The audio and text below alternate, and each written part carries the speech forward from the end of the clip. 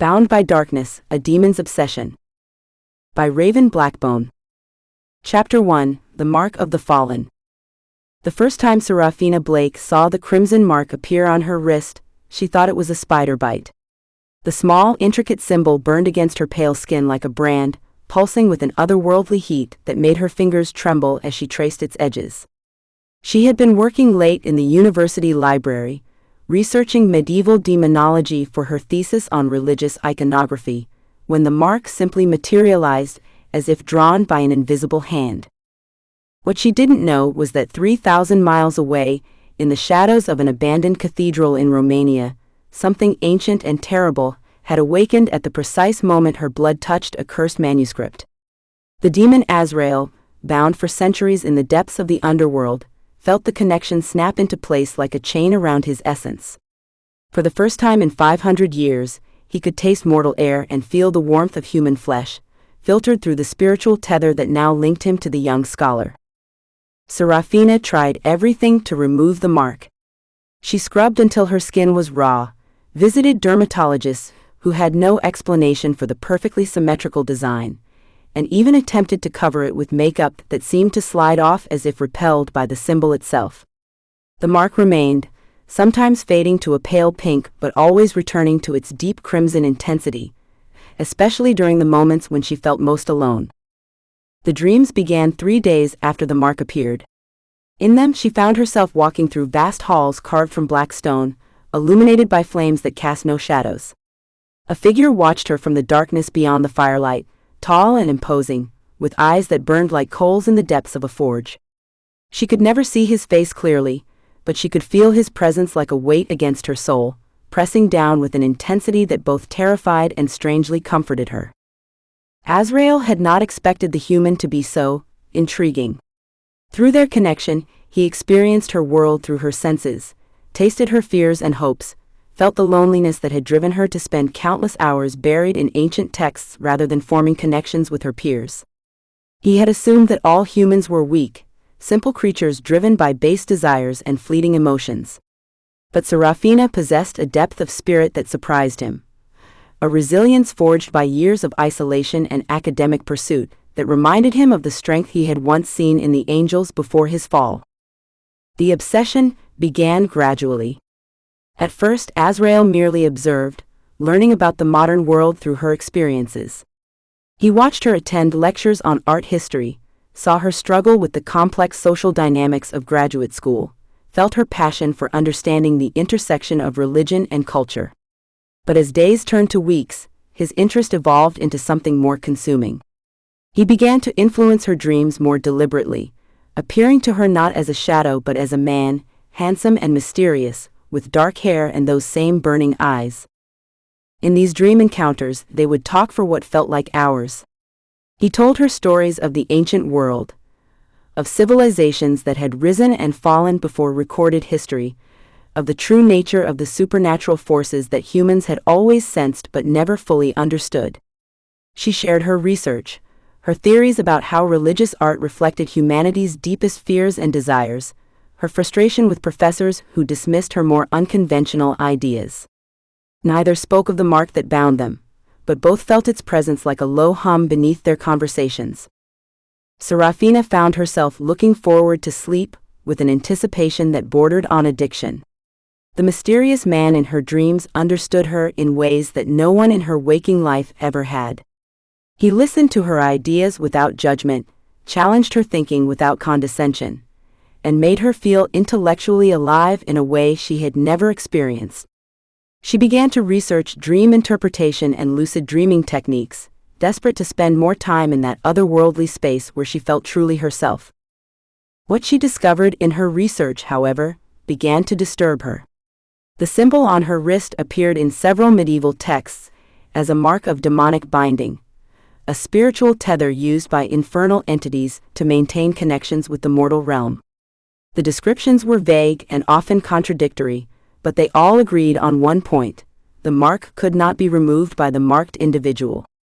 Only the entity that had created it possessed the power to sever the connection. Meanwhile, Azrael was experiencing changes of his own. The longer he remained connected to Serafina, the the more he remembered what it had been like to feel without the corruption of hell burning through his essence.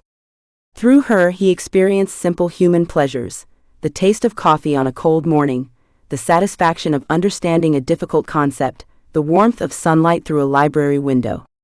These sensations awakened memories of his existence before the fall, when he had been a guardian of knowledge and wisdom among the heavenly hosts.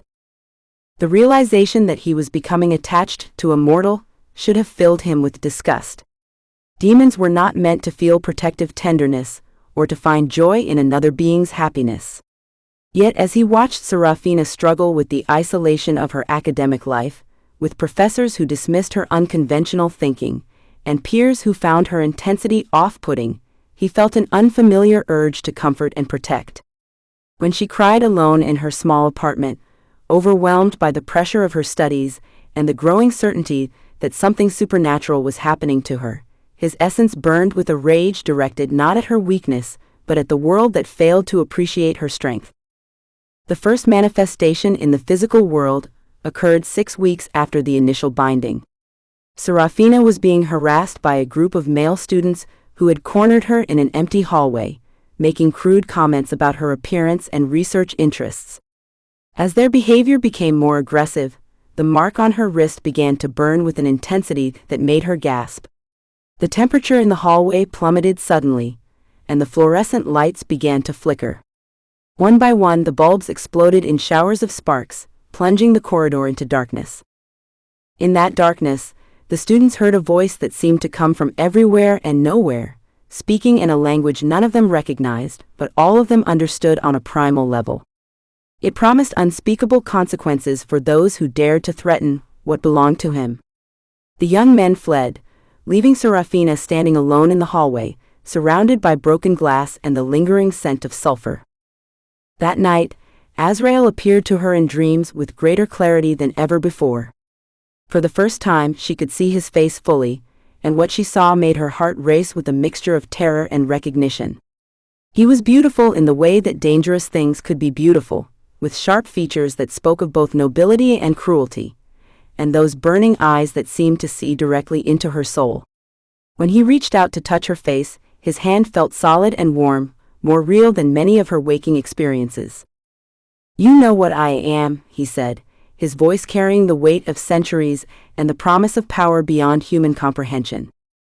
"You're the demon from the texts," she whispered, but there was no fear in her voice, only a strange sense of completion, as if she had been waiting her entire life for this moment of truth.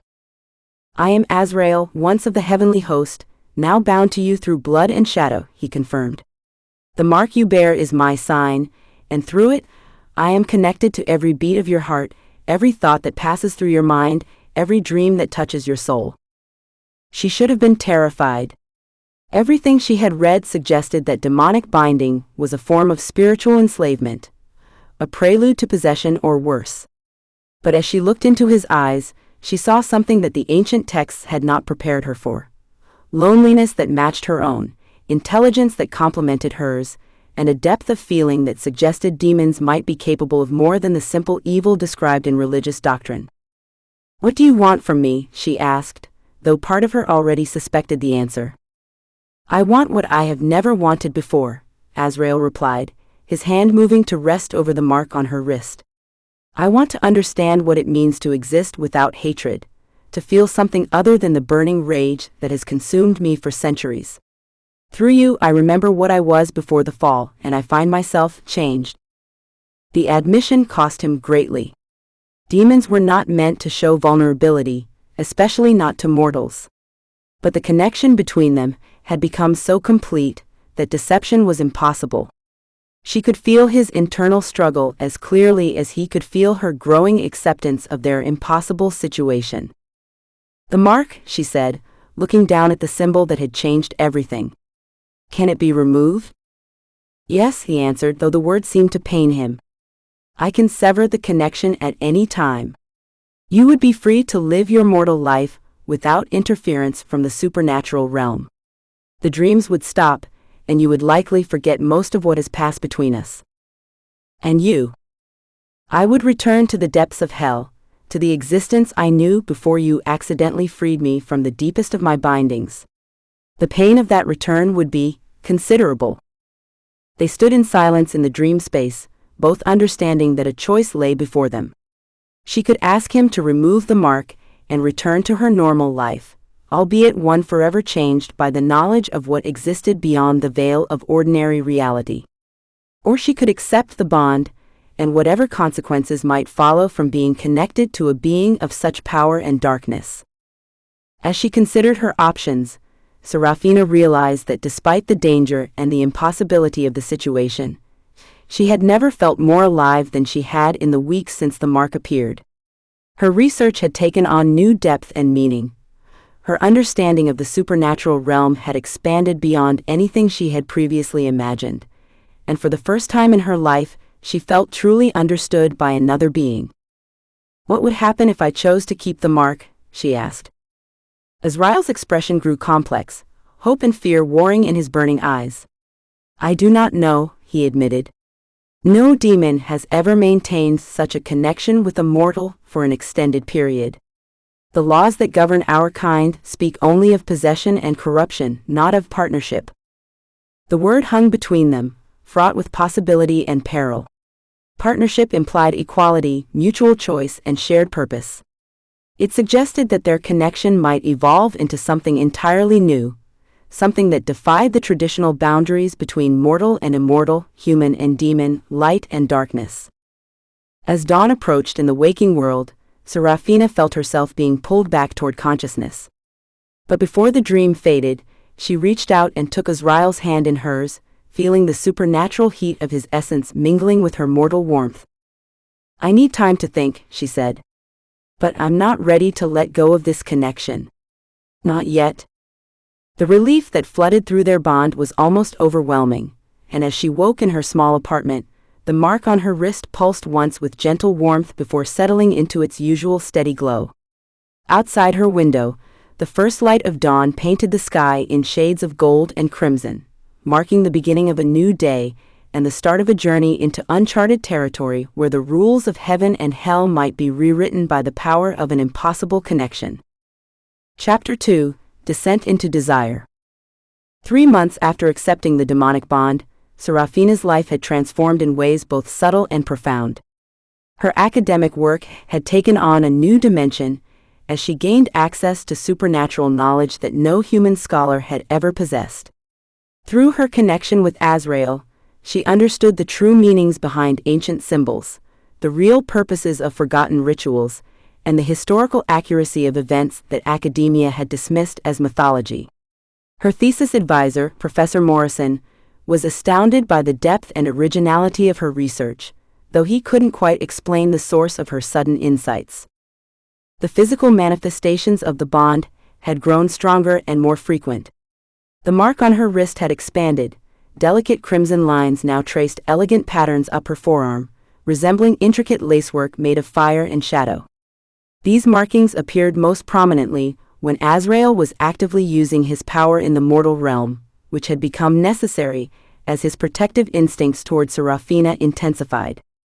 The incident with Dr. Harrison had been the turning point.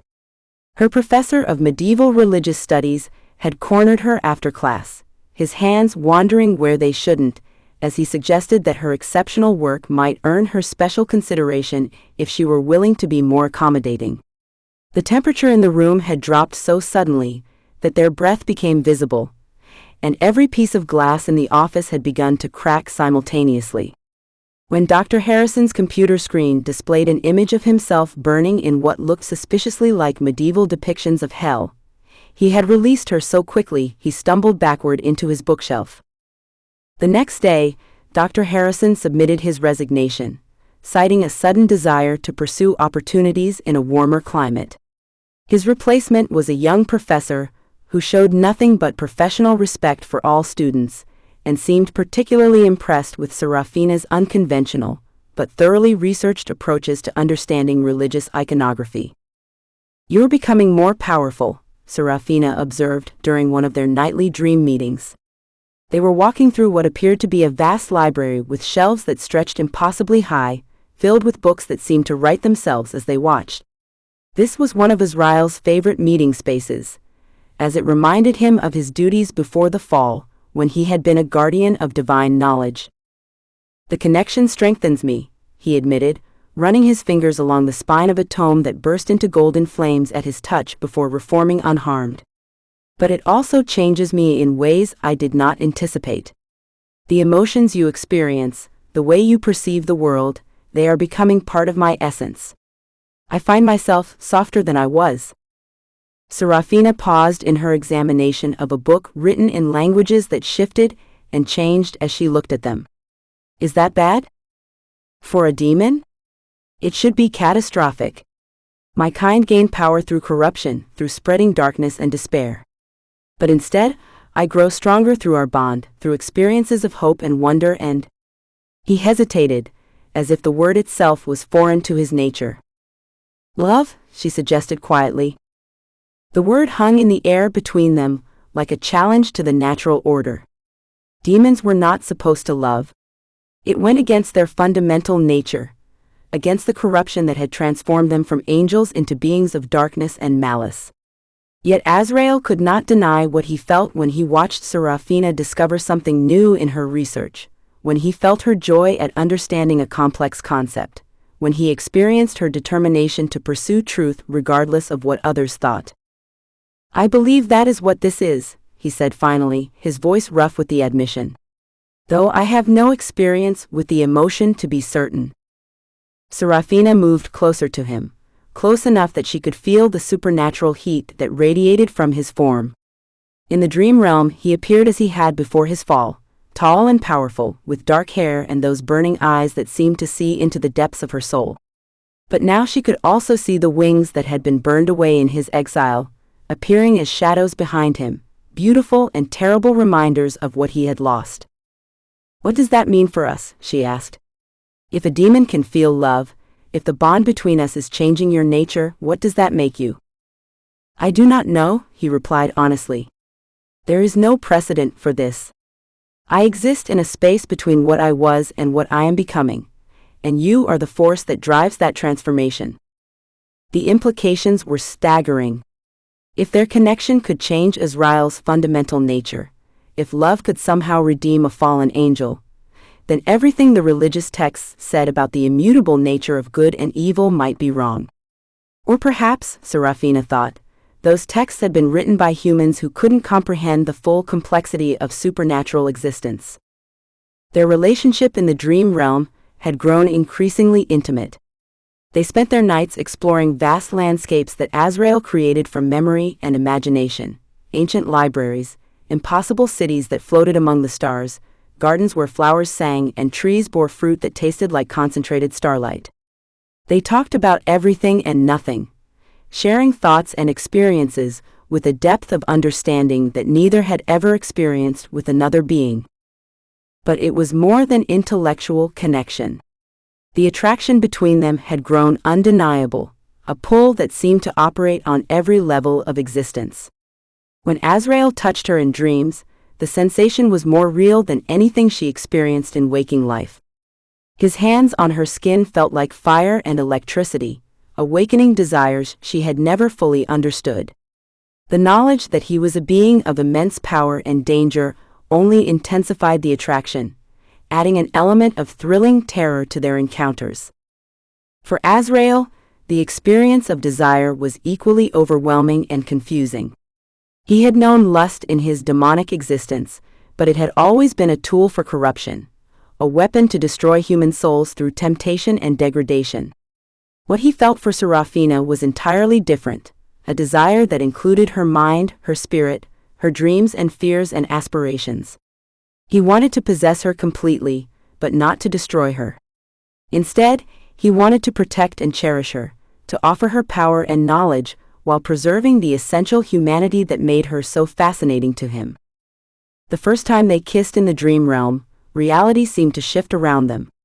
The library where they stood was suddenly filled with golden light, and Serafina could swear she heard the sound of celestial music, as if the universe itself approved of their connection. When they separated, she found that her mark had evolved again, now extending in delicate patterns across her shoulder and down her back, creating what looked like the outline of wings in intricate crimson detail. "You're marking me," she observed, though there was wonder rather than accusation in her voice. "The bond demands physical representation," Azrael explained, tracing the new patterns with his fingertips. "As our connection deepens, as you accept more of my essence into your being, the marks will continue to grow. Eventually, you will bear the sign of my claim across your entire body." "And what does that mean exactly?" "It means you will belong to me completely, in a way that transcends mortal understanding. Your soul will be bound to mine for eternity, regardless of what happens to your physical form. But it also means that I will belong to you equally, transformed by your influence into something new." The concept should have terrified her. To be claimed by a demon was traditionally considered one of the worst fates that could befall a human soul. But Serafina had seen enough of Azrael's true nature to understand that their bond was evolving into something unprecedented. She was not being corrupted. Instead, they were both being transformed by their connection into beings that existed outside the traditional categories of good and evil. Her waking life began to reflect the changes happening in the supernatural realm. She found herself capable of things that should have been impossible for a normal human. She could read ancient languages that she had never studied, understand complex magical concepts that weren't taught in any university, and sense supernatural presences that others couldn't detect. Her intuition had sharpened to an almost prophetic degree, allowing her to avoid dangerous situations and find exactly the research materials she needed. The other graduate students began to avoid her, sensing something different about her, even if they couldn't identify what it was. Professor Morrison, her thesis advisor, seemed increasingly uncomfortable in her presence, though he couldn't fault her work. Only the new medieval studies professor, Dr. Blackwood, seemed genuinely interested in her research and comfortable with her presence. When she mentioned this to Azrael, his expression grew thoughtful. "Describe this professor to me," he requested. "Tall, dark hair, green eyes, probably in his 30s. He asks very insightful questions about my research, and seems to know more about supernatural topics than most academics. He's the one who suggested I look into the connection between demonic binding rituals and ancient protection spells." Azrael's form tensed in the dream space. "Serafina, I believe your professor may not be entirely human." "What do you mean?" "His suggestions about your research, his comfort with your presence, despite the supernatural energy you now carry, his arrival precisely when you needed an ally. These things suggest either remarkable coincidence or deliberate intervention." The possibility that she had attracted the attention of other supernatural beings both thrilled and worried her. If Dr. Blackwood was indeed more than human, what were his intentions? Was he there to help her, or to interfere with her bond with Azrael? Could he be dangerous? She asked. "All supernatural beings are dangerous, beloved," Azrael replied, the endearment slipping out naturally. "But danger and hostility are not the same thing. I will need to investigate this professor more closely." The next day, Serafina paid special attention to Dr. Blackwood during his lecture on the intersection of pagan and Christian symbolism in medieval art. There was something about his presence that felt familiar, though she couldn't place it. When he spoke about the complexity of supernatural beings and their relationships with humans, his green eyes seemed to find hers across the lecture hall, and she saw a flash of something that looked almost like recognition. After class, he approached her with a request that made her pulse quicken. "Miss Blake, I wonder if you might be willing to assist me with a special research project. I'm working on a paper about the historical accuracy of demonic binding rituals, and I believe your expertise in religious iconography would be invaluable." The offer was too perfect, too convenient to be coincidental.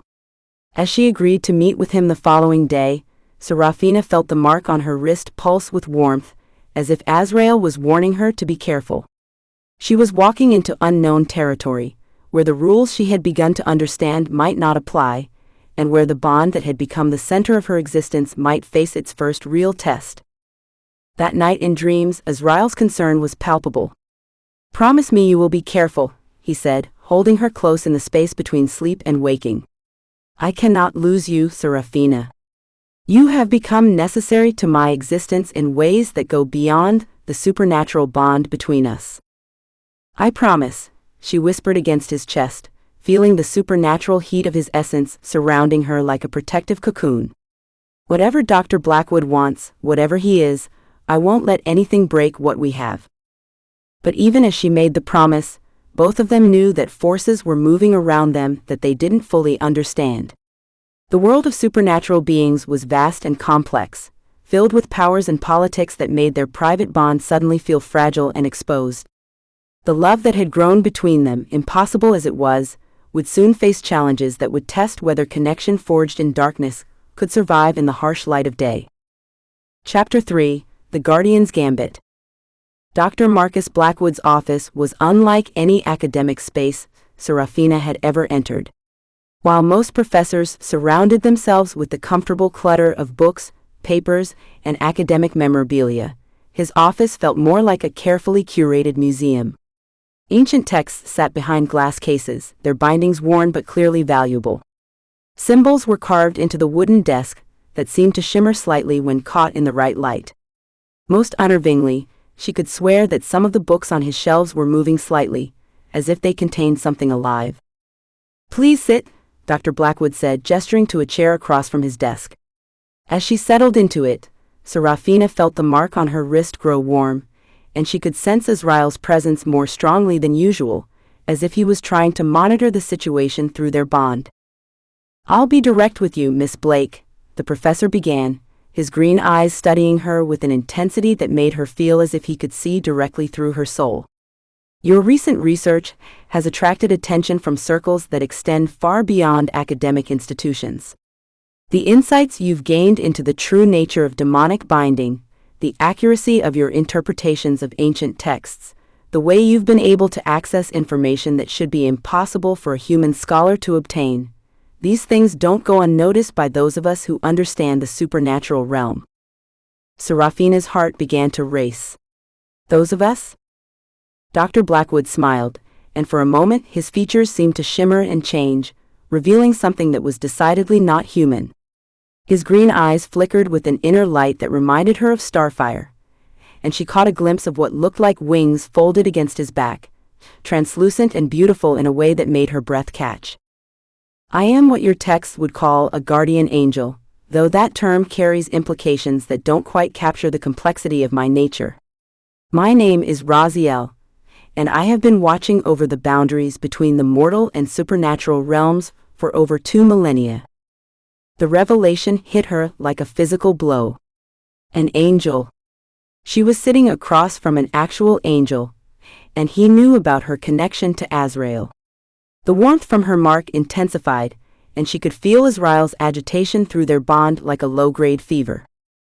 You know about Azrael, she said, making it a statement rather than a question. I know about the bond you share, yes. I also know that it represents something unprecedented in the cosmic order. A demon and a human, connected not through corruption or possession, but through what appears to be genuine love and mutual transformation. It's fascinating and terrifying in equal measure. Raziel leaned back in his chair, and Serafina noticed that the books on his shelves had stopped their subtle movement and seemed to be listening to their conversation. Why are you telling me this? She asked. What do you want? What I want is to understand what's happening between you and Azrael. The bond you share is creating ripples throughout the supernatural realm. Heaven is concerned, hell is confused, and the natural balance that has existed for millennia is beginning to shift. Some view this as a threat that must be eliminated. Others see it as an opportunity for change that has been long overdue. And what do you see it as? Raziel was quiet for a long moment, his starfire eyes growing distant. I see it as hope, he said finally. I knew Azrael before his fall. He was one of the most brilliant and compassionate of the guardian angels, a keeper of divine wisdom who questioned whether the rigid separation between good and evil truly served the greater cosmic purpose. His fall was devastating to those of us who remained. Serafina felt a chill run down her spine. He fell because he questioned the cosmic order? He fell because he refused to participate in the destruction of a civilization that had begun to develop its own understanding of the divine, one that didn't align with heavenly doctrine. He believed that mortals should be allowed to find their own path to enlightenment, rather than being forced to follow predetermined patterns. His rebellion was born of love for humanity, not hatred for heaven. The information recontextualized everything Serafina thought she knew about demons and fallen angels. If Azrael had fallen because of his love for humanity rather than pride or evil, then his current transformation made perfect sense. Through their bond, he was rediscovering the compassion that had led to his exile in the first place. "What does heaven want with us now?" she asked. "That's complicated. There are factions within the heavenly host who see your bond as proof that redemption is possible, that the fallen can find their way back to the light through love and connection. They believe that Azrael's transformation could pave the way for other fallen angels to seek redemption, potentially healing ancient wounds that have festered for millennia." "And the other factions?" Raziel's expression grew grim. "They see your bond as a corruption of natural law, a dangerous precedent that could undermine the entire cosmic order. They believe that if demons can be redeemed through love, then the punishment for rebellion becomes meaningless, and chaos will follow. They want the bond severed and both of you neutralized." The word neutralized hung in the air like a death sentence. Serafina felt her mark pulse with heat, as Azrael's protective instincts flared through their connection. "Which faction do you belong to?" she asked, though she suspected she already knew the answer. "I belong to a third faction, one that believes the cosmic order has become too rigid, too black and white to serve the true purpose of creation. We think that love in all its forms is the most powerful force in existence, capable of transformation and redemption that transcends traditional categories of good and evil. Your bond with Azrael proves that." Raziel leaned forward, his expression intense. "But that's why I need your help. There are forces moving against you, both from heaven and hell. Azrael's former compatriots see his transformation as a betrayal, proof that he was always weak. Some of them are planning to reclaim him by force, to drag him back to the depths of hell where his newfound capacity for love will be burned away. And certain angels are prepared to eliminate both of you to prevent what they see as a cosmic infection from spreading. What kind of help do you need from me? I need you to trust me, and I need you to convince Azrael to work with me. Together, we might be able to protect your bond, and prove to both sides that transformation through love is not a threat to cosmic order, but an evolution of it." Serafina's mind raced. Everything she thought she understood about the supernatural realm was being turned upside down. Angels and demons were not the simple opposites she had believed them to be. There were politics and factions and ancient grudges that made her relationship with Azrael just one piece in a much larger cosmic game. "How do I know I can trust you?" she asked. In response, Raziel extended his hand toward her, palm up. In his palm, a small flame appeared, but unlike the hellfire she had grown accustomed to feeling from Azrael, this flame was pure white light that somehow felt warm and safe rather than burning. "This is true angelic fire," he said. "It cannot lie or deceive. Touch it and you will know my intentions are honest." Serafina hesitated for only a moment before reaching out to touch the flame. Instead of burning, it felt like being embraced by sunlight, and through it, she could sense Raziel's true nature. He was ancient and powerful, but also genuinely concerned for her welfare and Azrael's. His desire to help them was real, driven by his own questions about the rigid nature of cosmic law and his belief that love was indeed the most powerful force in existence. "I believe you," she said, pulling her hand back from the flame. "But the decision to work with you isn't mine alone. Azrael and I are partners in this. I won't make choices that affect our bond without his input." Raziel nodded approvingly. "Wise. The connection you share is based on mutual respect and choice, which is part of what makes it so powerful. Speak with him tonight, and let me know what you both decide. But be aware that time is running short. My sources suggest that action will be taken against you within the next few days. As Serafina left Raziel's office, her mind whirled with implications and possibilities. The supernatural realm was far more complex than she had imagined, and her private love story with a demon had somehow become a pivotal moment in cosmic history. The weight of that responsibility was almost overwhelming. That night, her meeting with Azrael in the dream realm was charged with tension. She could feel his agitation even before she saw him, and when he appeared, his usual composed demeanor had been replaced by barely controlled fury. "An angel," he said without preamble. "You met with an angel, and you touched his divine fire.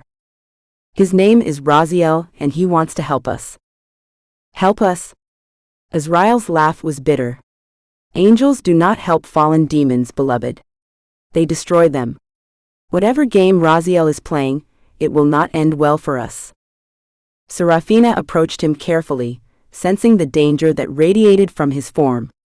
When Azrael was angry, the supernatural power he contained became almost tangible, making the air around him shimmer with heat and energy.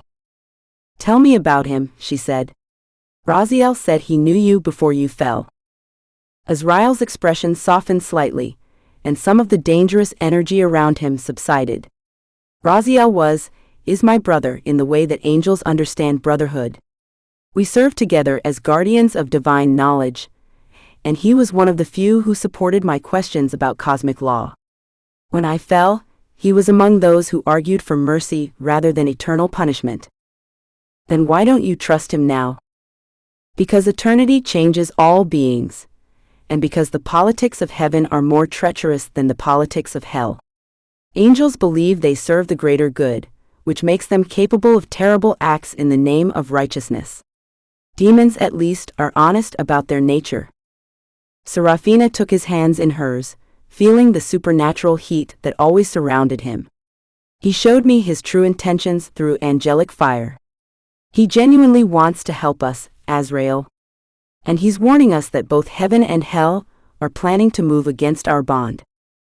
Azrael's burning eyes searched her face, and she could feel him extending his senses through their connection, experiencing her memory of the meeting with Raziel. After a long moment, his shoulders relaxed slightly. "His intentions may be honest, but that does not mean his plan will succeed. Working with heaven, even with an angel who claims to support us, is incredibly dangerous. Angels have their own agenda, and they see mortals as beings to be protected rather than partners to be respected. But if we don't work with him, what are our alternatives? Face whatever's coming alone?" Azrael was quiet for a long time, his expression troubled. "There is another option," he said finally. "We could sever the bond voluntarily and disappear into the mortal realm. I could take human form, give up my demonic power, and live as a mortal man. It would mean giving up immortality, giving up most of my supernatural abilities, but we could be together without attracting cosmic attention." The offer took Serafina's breath away. For Azrael to give up his immortal nature, to become essentially human for her, represented a sacrifice of unimaginable proportions. But it also meant running away from what they had discovered together, hiding from the forces that wanted to destroy their bond, rather than proving that love could indeed transform the cosmic order. "Is that what you want?" she asked. "I want whatever keeps you safe and allows us to be together," he replied. "If that means becoming mortal, so be it. If it means working with angels I don't trust, I'll consider it. But I will not lose you, Serafina. Whatever cosmic game is being played around us, you are more important to me than heaven or hell or the natural order itself." His words filled her with warmth and terror in equal measure. The depth of his love for her was overwhelming, but so was the responsibility that came with it. Their private relationship had become something much larger, with implications that could reshape the supernatural realm. "We need more information before we make any decisions," she said finally. "Meet with Raziel. Talk to him yourself. And then we'll decide together what path to take." Azrael nodded reluctantly. "Very well. But I will not meet him in the mortal realm where he has advantages. If he wants to speak with me, he can come to the space between worlds, where we'll be on equal footing. As dawn approached and the dream began to fade, Serafina felt the weight of cosmic forces pressing down on their love story. Whatever happened next would determine not just their personal future, but potentially the future of supernatural relationships for millennia to come. The bond that had begun with a simple mark on her wrist had become a fulcrum on which the cosmic order itself might turn. Chapter 4: War in Heaven and Hell. The space between worlds existed in a realm that belonged neither to heaven nor hell, earth nor void. It was a place where the fundamental forces of reality grew thin, where the rules that governed existence became negotiable, and where beings of immense power could meet on neutral ground. When Raziel arrived for his confrontation with Azrael, the very air seemed to crystallize around him, forming geometric patterns that spoke of divine order and celestial mathematics. Azrael materialized from shadows that moved independently of any light source, his demonic nature fully manifest in this place where concealment was impossible. His wings, burned black during his fall but still magnificent in their terrible beauty, spread wide behind him as he faced the angel who had once been his closest ally. The space between them crackled with opposing energies that would have torn apart any mortal unfortunate enough to witness their meeting. "Brother," Raziel said, his voice carrying harmonics that resonated through dimensions. "I am no longer your brother," Azrael replied, though there was old pain in his words rather than hatred. "That relationship died when I fell, when heaven branded me as irredeemably corrupt." "Did it?" "Because what I see before me suggests otherwise. The being I knew before the fall was driven by love for creation, by a desire to protect and nurture rather than control and dominate. The demon who has bound himself to a mortal woman through love rather than corruption seems remarkably similar to the angel I once called brother." The two immortal beings circled each other in the neutral space, neither threatening nor trusting, both aware that the conversation they were having could reshape the cosmic order or lead to mutual destruction. "What do you want, Raziel?" Azrael asked. "Why risk heaven's displeasure by approaching us?" "Because I believe your bond with Serafina represents the most important development in cosmic history since the original rebellion. You're proving that redemption is possible, that love can transform any being regardless of their nature or past actions. But that proof is threatening to those who benefit from the current order." Raziel gestured, and the space around them filled with images, scenes of heavenly councils where angels debated the implications of Azrael's transformation, hellish conclaves where demons plotted to reclaim their wayward colleague, and darker gatherings where beings from both realms conspired to eliminate what they saw as a dangerous precedent. "The Seraphim Council has authorized a purification force," Raziel continued. 3 days from now they will descend to eliminate both you and Serafina, claiming that your bond represents a corruption that threatens cosmic law. Meanwhile, the infernal hierarchy has dispatched a reclamation squad led by Belphegor himself. They intend to drag you back to hell and burn away what they see as contaminating human emotions. Azrael's form blazed with fury at the mention of Belphegor, one of the most powerful and cruel of the demon lords. "If Belphegor comes for me, he will find that I am not the same being who fell to hell centuries ago. My power has grown through the bond, not diminished." "Your power has indeed grown, but not in ways that either heaven or hell fully understand. You're becoming something new, something that exists outside their traditional categories. That's exactly why they want to destroy you before your transformation can influence others." The angel moved closer, his starfire eyes reflecting genuine concern. "But there's another way. A faction within heaven believes that your redemption could heal the ancient wound between the fallen and the faithful. If we could prove that love can transform even the most corrupted being, it might pave the way for reconciliation that has been impossible for millennia." "And what would this proof require?" Azrael asked, though his tone suggested he already suspected the answer wouldn't be simple. "A trial by cosmic fire. You would need to voluntarily submit to judgment by the celestial court, allowing them to examine the true nature of your transformation. If they find that your change is genuine, that love has indeed redeemed you, then you would be welcomed back into the celestial realm. Your bond with Seraphina would be blessed rather than condemned. Azrael's laugh was harsh and bitter. And if they find my transformation insufficient? If they decide that I remain irredeemably corrupted, despite the changes love has wrought in me? Then you would be destroyed completely.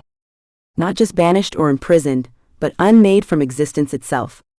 Seraphina's soul would be purified through divine fire, wiping away all memory of your connection, but leaving her mortal life intact. The brutal honesty of the proposal hung between them like a sword.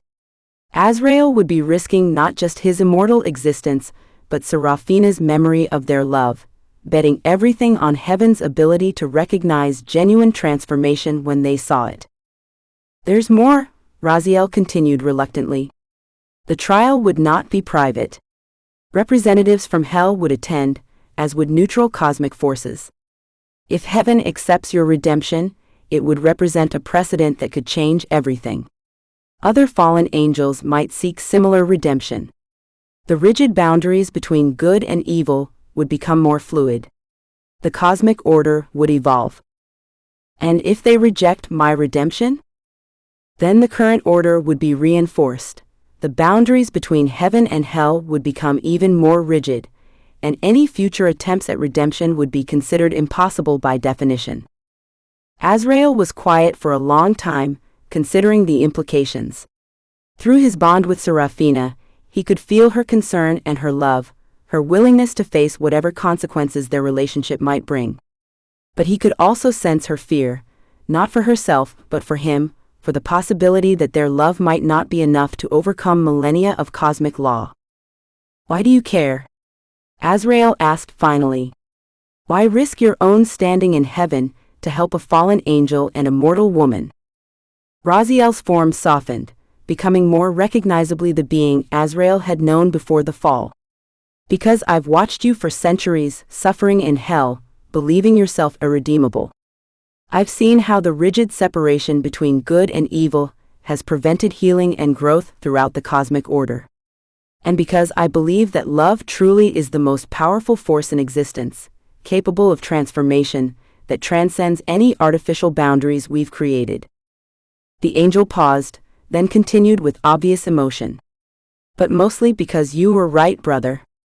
Your questions about cosmic law, your belief that beings should be allowed to choose their own path to enlightenment, your conviction that love and compassion should triumph over rigid adherence to rules, you were right.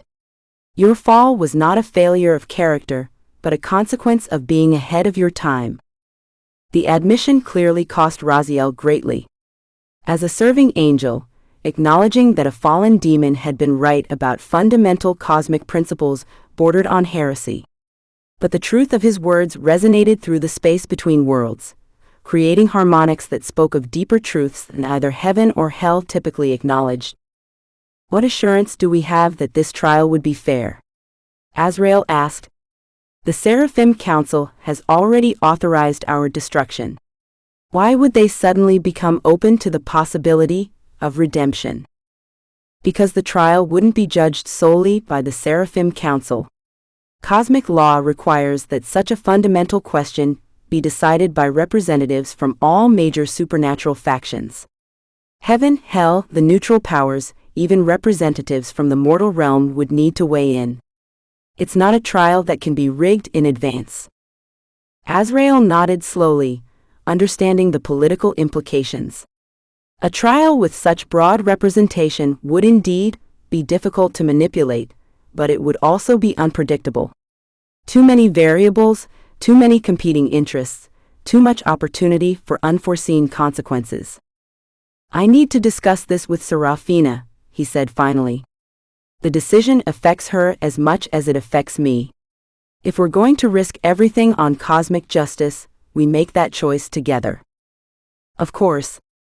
But understand that time is running short. The Purification Force leaves heaven tomorrow, and Belphegor's reclamation squad has already entered the mortal realm. If you're going to request a trial, it needs to happen within the next 24 hours. As the two immortal beings prepared to leave the space between worlds, Raziel made one final attempt to reach his former brother. Azrael, regardless of what you decide, I want you to know that I never stopped believing in your fundamental goodness. Your fall broke something in heaven that has never fully healed. If there's a chance for redemption, for healing that ancient wound, it's worth any risk. Azrael looked at the angel who had been his closest companion for millennia before the fall, seeing in Raziel's starfire eyes the same questions and doubts that had led to his own exile. Be careful, brother, he said quietly. The questions you're asking, the truths you're acknowledging, they led me to fall once. I would not see you follow the same path. Perhaps, Raziel replied with a sad smile, it's time for more of us to fall, if falling means choosing love over law, compassion over compliance. Perhaps your path was not the wrong one after all. As they parted ways, both beings carried with them the weight of cosmic history and the possibility of unprecedented change. The next 24 hours would determine not just the fate of an impossible love between a demon and a mortal woman, but potentially the future of supernatural existence itself. In her small apartment, Serafina felt the emotional turbulence of Azrael's meeting through their bond. She could sense his conflict, his hope and fear warring with each other, as he contemplated a choice that could lead to their ultimate vindication or complete destruction. As she waited for him to return to her in dreams, she made her own choice about what she would say when he asked for her decision. Their love had already defied cosmic law and transformed the nature of one of heaven's most powerful former angels. If it was strong enough to achieve that miracle, perhaps it was strong enough to survive the ultimate test of whether love could indeed triumph over the rigid order that had governed supernatural existence for millennia. The trial would not just judge Azrael's redemption, it would judge the very nature of love itself. Chapter 5: The Judgment of Love. The celestial courthouse existed in a dimension parallel to all others, constructed from crystallized starlight and bound together with threads of pure intention. It was the one place in all of creation where absolute truth was not just possible, but mandatory, where deception would literally burn away in the presence of cosmic justice. As representatives from across the supernatural realm gathered for the unprecedented trial, the very air hummed with the weight of history being made. Serafina had never imagined she would stand in such a place. The mortal realm had no preparation for the overwhelming presence of divine and infernal powers gathered in one space. Angels whose beauty hurt to look at directly sat across from demons whose very presence made reality seem less stable. Neutral cosmic forces, beings so ancient and strange that human language had no words for them, observed from galleries that existed in dimensions perpendicular to normal space. She wore a simple white dress that Azrael had created for her, woven from his memories of starlight and hope. The demonic marks that covered her body were fully visible, no longer hidden beneath clothing or makeup. The intricate patterns of crimson and gold that traced across her skin told the story of their bond in a language older than human civilization, marking her as beloved of a being who existed outside the normal cosmic order. Azrael stood beside her in his true form, neither fully angelic nor completely demonic. His wings showed as shadows of their former glory, burned black but somehow beautiful in their destruction and partial restoration. The transformation that love had wrought in him was visible to every being present. The way divine light played across his features, despite his fallen nature, the warmth that radiated from him instead of the cold hatred typical of his kind, the obvious devotion he showed to the mortal woman at his side.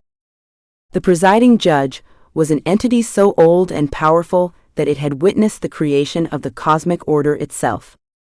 It appeared as geometric patterns of pure light that spoke in harmonics that bypassed language and communicated directly with the essence of each observer. When it spoke, reality itself seemed to pause and listen. "We are gathered to judge the nature of transformation through love," the judge intoned, its voice creating ripples in the fabric of space-time. "The question before us is whether the bond between the fallen angel Azrael and the mortal woman, Serafina Blake, represents genuine redemption or dangerous corruption. The implications of our decision will echo through eternity." The prosecution was led by Seraph Michael, the angel of justice whose sword had cast down countless fallen beings.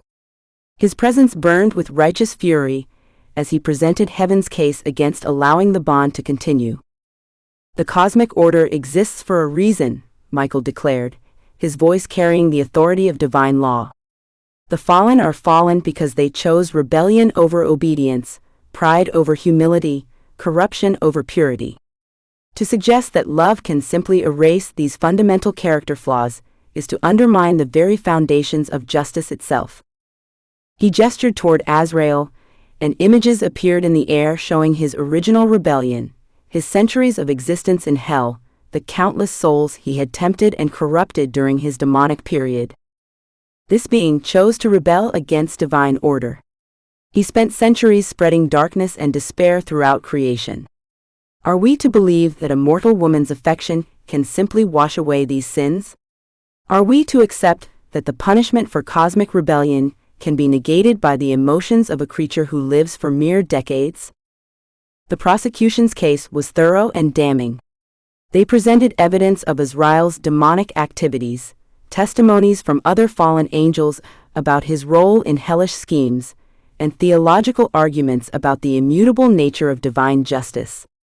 They argued that allowing redemption through love would set a precedent that would undermine all cosmic law, encouraging rebellion by suggesting that forgiveness was always possible. When they turned their attention to Seraphina, their arguments became even more harsh. "This mortal has allowed herself to be marked by a demon, to be bound through supernatural means that corrupt her very soul. She claims to love this fallen being, but how can we distinguish between genuine affection and the sophisticated manipulation that demons are known for? How do we know that her feelings are her own, rather than the result of infernal influence?" The defense was led by Raziel, who had risked his own standing in heaven to argue for their bond. His presentation was eloquent and passionate, focusing not on legal precedent, but on the evidence of genuine transformation that both Azrael and Seraphina displayed. "Look at them," he commanded the assembled court. "Look with the sight that penetrates all illusion, and tell me what you see. Do you see corruption? Do you see manipulation? Or do you see two beings who have found in each other the catalyst for becoming better than they were?" Raziel presented evidence of Azrael's changed nature, his protection of innocent humans, his rejection of demonic hierarchy, his growing capacity for compassion and selflessness. He showed how Seraphina's research had advanced human understanding of the supernatural realm in ways that served truth rather than manipulation. "Love is not a weakness to be exploited," Raziel argued. "It is the fundamental force that drives all creation, the power that transforms chaos into order, darkness into light. If we deny the transformative power of love, we deny the very foundation upon which existence itself rests." The most powerful moment of the defense came when Raziel called upon cosmic witnesses, neutral powers who had observed the bond from its beginning. These ancient entities testified that they had watched the connection between Azrael and Seraphina develop naturally, without coercion or manipulation from either side. They confirmed that the transformation they had witnessed was genuine, unprecedented, and profoundly significant. But it was the testimony of Azrael and Seraphina themselves that truly shaped the trial. Standing before the assembled powers of creation, they were asked to speak their truth under cosmic compulsion that made deception impossible. "I do not ask for forgiveness for my original rebellion," Azrael said, his voice carrying across dimensions. "I still believe that the cosmic order was too rigid, too unwilling to allow growth and change. But I do ask for recognition of what I have become through love. Seraphina did not redeem me through her affection, she showed me the path to redeeming myself. The love I feel for her has awakened the compassion that originally led to my fall, but refined it into something greater than it was before." He turned to look at Seraphina, and the love that passed between them was visible to every observer as streams of light that connected their souls. "I am no longer the being who fell from grace centuries ago. I am not the demon who served in hell's hierarchy. I am something new, something that exists between traditional categories of good and evil, something that proves love can indeed transform any being willing to embrace it." When Seraphina spoke, her mortal voice somehow carried as much power as any immortal entity present. I chose this bond freely, with full knowledge of what Azrael was and what he had done.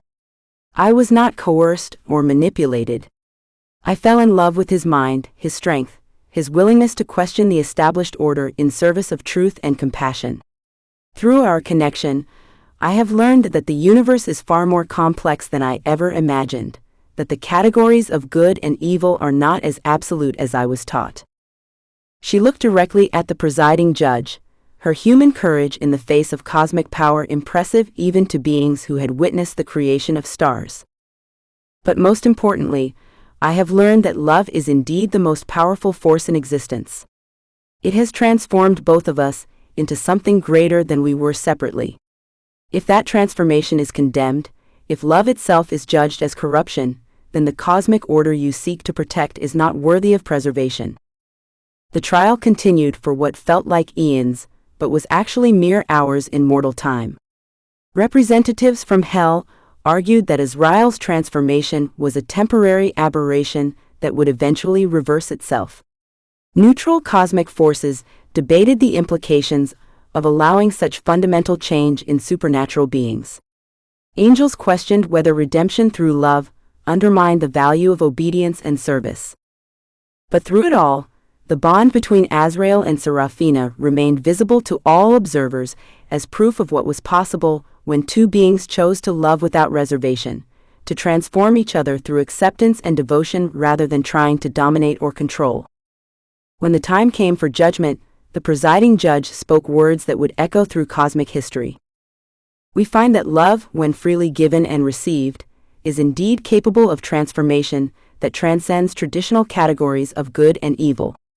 The bond between Azrael and Seraphina Blake represents not corruption but evolution, not threat but opportunity. Their connection proves that redemption is possible for any being willing to embrace love over hatred, growth over stagnation, hope over despair. The cosmic order shifted perceptibly as the judgment was rendered. Ancient laws that had seemed immutable suddenly became guidelines rather than absolute commands. The rigid boundaries between heaven and hell became more permeable, allowing for possibilities that had been denied for millennia. However, the judge continued, such transformation comes with responsibility. Azrael and Seraphina will serve as guardians of the boundary between mortal and immortal realms, helping other beings who seek redemption through love while ensuring that the cosmic balance is maintained. They will exist as living proof that love can indeed conquer all, but also as protectors of the order that allows such love to flourish. As the court dissolved around them, returning them to the mortal realm, Azrael and Seraphina found themselves changed once again. The marks on her body had evolved into something that looked like wings of pure light, matching the restoration that had occurred in Azrael's burned appendages. They were no longer exactly human and demon, but something new, beings who existed at the intersection of mortal and immortal, proving that love could indeed transform the cosmic order itself. Their story had become legend even as it concluded, inspiring other beings throughout creation to believe that transformation through love was not just possible, but inevitable for those brave enough to embrace it. In choosing each other despite cosmic opposition, they had changed the nature of existence itself, proving that the greatest power in any universe would always be the simple, extraordinary act of loving completely and without reservation. The darkness that had once bound them had become the foundation for a light that would shine throughout eternity, illuminating the path for all beings seeking redemption, transformation, and the ultimate victory of love over fear. Their obsession had become salvation, not just for themselves, but for the entire cosmic order that had finally learned to embrace change as the highest form of divine will.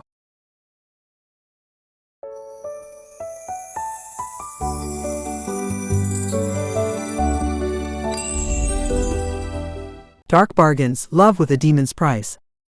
By Ravenna Blacks. Chapter 1, The Desperate Hour. The candles flickered in the drafty attic as Lydia traced the intricate symbols she'd found in her grandmother's journal with trembling fingers. Salt formed the outer circle, Black candles marked the cardinal points, and in the center lay the ancient copper mirror that had been passed down through generations of Ashwood women. She'd always thought the stories were just family folklore, tales to frighten children on stormy nights. But with her younger sister Emma lying unconscious in the hospital, the doctors whispering about brain damage and lost hope, folklore was all she had left. "I call upon the shadows between worlds," she whispered, her voice barely audible above the October wind rattling the windows. "I seek an audience with those who trade in impossibilities." Nothing happened for several heartbeats. The candle flames continued their restless dance, and doubt crept into her chest like ice water. She was a rational woman, a medical resident who believed in science and evidence. What was she doing here, chanting nonsense in her dead grandmother's attic at midnight? Then the temperature dropped so suddenly that her breath misted in the air. The candle flames turned from yellow to an eerie blue-green, and the copper mirror began to glow with an inner light that had nothing to do with reflection. Lydia's heart hammered against her ribs as shadows gathered in the corners of the room, taking shape and substance. "Well, well," a voice like velvet and smoke drifted from the darkness. "What have we here?" A desperate little mortal playing with forces beyond her comprehension. The shadows coalesced into the form of a man, though calling him merely a man would be like calling a hurricane merely wind. He was tall and lean, with sharp cheekbones that could cut glass and eyes the color of midnight. His dark hair was swept back from his face, and when he smiled, she caught a glimpse of teeth that were just slightly too sharp to be human. "You called, little witch," he said, stepping fully into the circle of candlelight. His presence filled the small attic, making the air feel thick and charged. "Though I must say, your technique is charmingly amateur." Lydia forced herself to stand straighter, even as every instinct screamed at her to run. "You're him, aren't you? The one my grandmother wrote about." "Cale." His smile widened, and this time she was certain those weren't entirely human teeth. "Guilty as charged. Cale Darkmoor, at your service.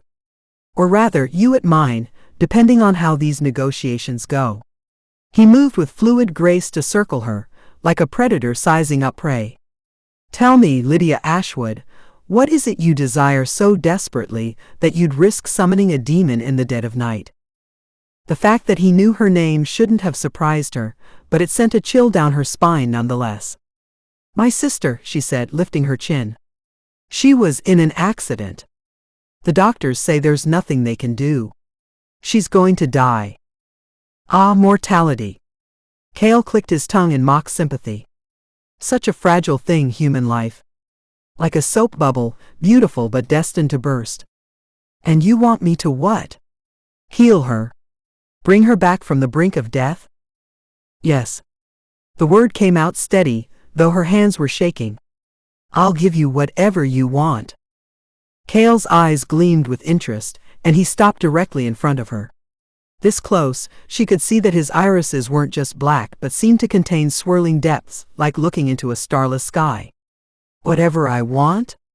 My dear girl, do you have any idea what you're offering?" "I don't care." The desperation in her voice was raw, undisguised. "Emma is all I have left. She's only 19.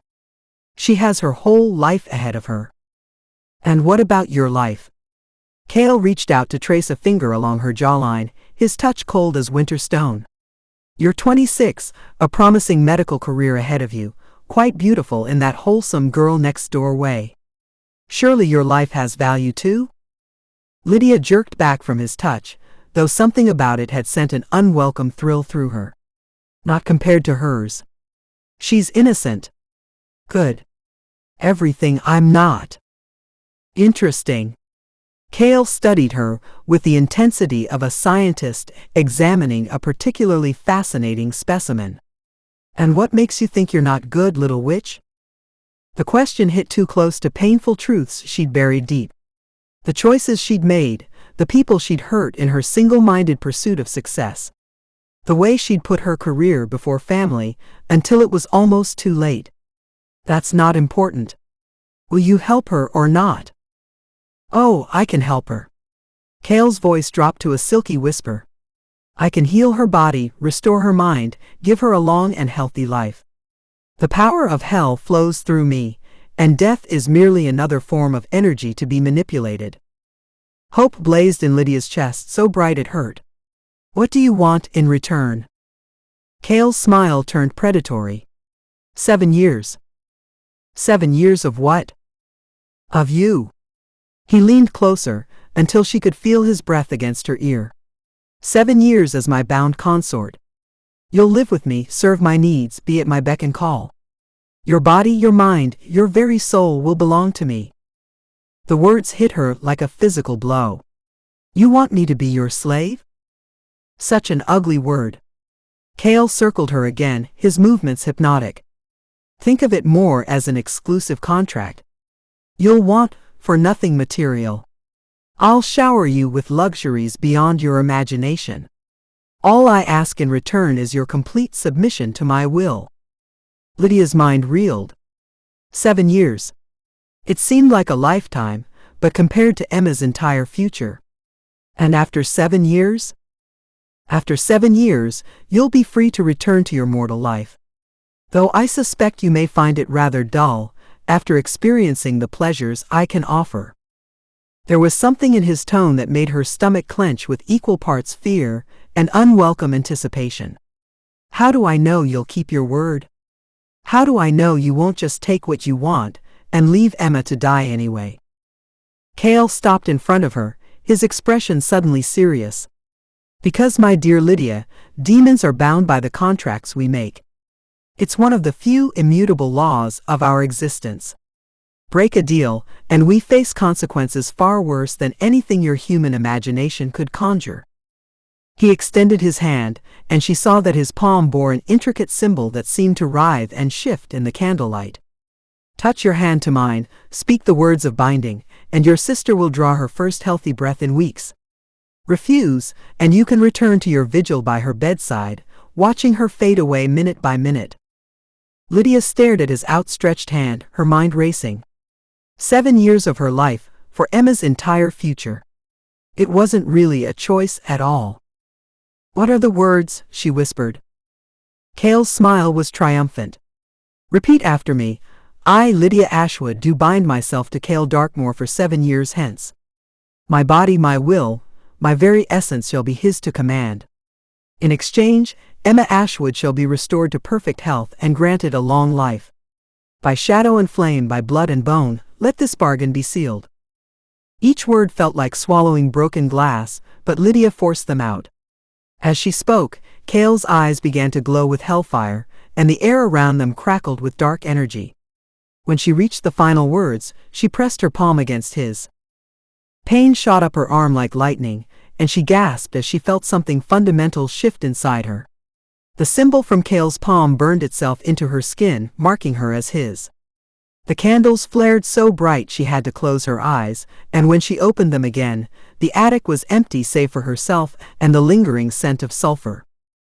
Her phone rang, startling her so badly she nearly fell over. With shaking hands, she answered. Dr. Ashwood. It was Dr. Pemberton, from the hospital. I have incredible news about your sister. She just woke up. Her vitals are completely normal, and all signs of brain injury have simply vanished. I've never seen anything like it. Lydia sank to her knees among the melted candles, clutching the phone. She's okay? More than okay. It's like the accident never happened. I don't understand it, but she's asking for you. After she hung up, Lydia looked down at her palm. The symbol was still there, a permanent reminder of the price she'd paid. 7 years. She had 7 years before Cale came to collect his due. At the time, 7 years seemed like forever. Chapter 2: The Summons. 6 years and 11 months later, Lydia had almost convinced herself it had all been a stress-induced hallucination. Emma had indeed made a full recovery, going on to graduate college summa cum laude, and landing her dream job at an environmental nonprofit. She was engaged to a wonderful man named David, and their wedding was planned for next month. Lydia had built a successful career as a trauma surgeon, saving lives and finding a measure of peace in the constant demands of the emergency room. She'd also developed a habit of avoiding mirrors when possible and wearing long sleeves to hide the mark on her palm, which had never faded despite her best efforts with dermatologists and laser treatments. Sometimes in her peripheral vision, she thought she saw shadows moving when they shouldn't, or caught glimpses of eyes watching her from dark corners. But those incidents had become less frequent over the years, and she'd learned to dismiss them as products of an overworked mind. The summons came on a Tuesday night in September, exactly 7 years to the day after she'd made her desperate bargain. Lydia was finishing up a particularly brutal 18-hour shift when she felt the first stirrings of something. A pull in her chest, like a fishhook catching her ribs and tugging insistently southward. She tried to ignore it, focusing on her patient notes and the steady rhythm of hospital life around her. But the pull grew stronger, more insistent, until she could barely concentrate on anything else. Her hands began to shake, and a cold sweat broke out across her forehead. Dr. Ashwood? Her colleague, Dr. Martinez, appeared at her elbow. You okay? You look like you've seen a ghost. More like a demon, she thought, but didn't say. I'm fine. Just tired. I think I'll head home. But home wasn't where the pull was leading her. Instead, she found herself driving through the city's old quarter, past antique shops and forgotten alleyways, until she was parking in front of an elegant townhouse she'd never seen before. The building seemed to exist in its own pocket of space, untouched by the urban decay around it. Gas lamps flickered along the wrought iron fence, and the windows glowed with warm, inviting light. Lydia sat in her car for several minutes, her hands white-knuckled on the steering wheel. She could still drive away. She could flee the city, maybe the country. But even as the thought crossed her mind, she knew it was useless. The mark on her palm was burning now, and she could feel his presence like a weight in her chest. The front door opened before she'd even reached the steps, and there he was. Cale looked exactly the same as he had 7 years ago, not a day older, still devastatingly handsome in that otherworldly way that made her stomach flip. He wore a perfectly tailored black suit that probably cost more than her monthly salary, and his dark hair was swept back from his face with careless elegance. Lydia, he said, and his voice was exactly as she remembered it, velvet and smoke and promises of dark pleasure. Right on time. Did I have a choice? She asked, though she made no move to step inside. Cale's smile was sharp and knowing. We always have choices, my dear. The consequences are simply a matter of what we're willing to accept. He stepped aside and gestured for her to enter. Please come in. We have much to discuss.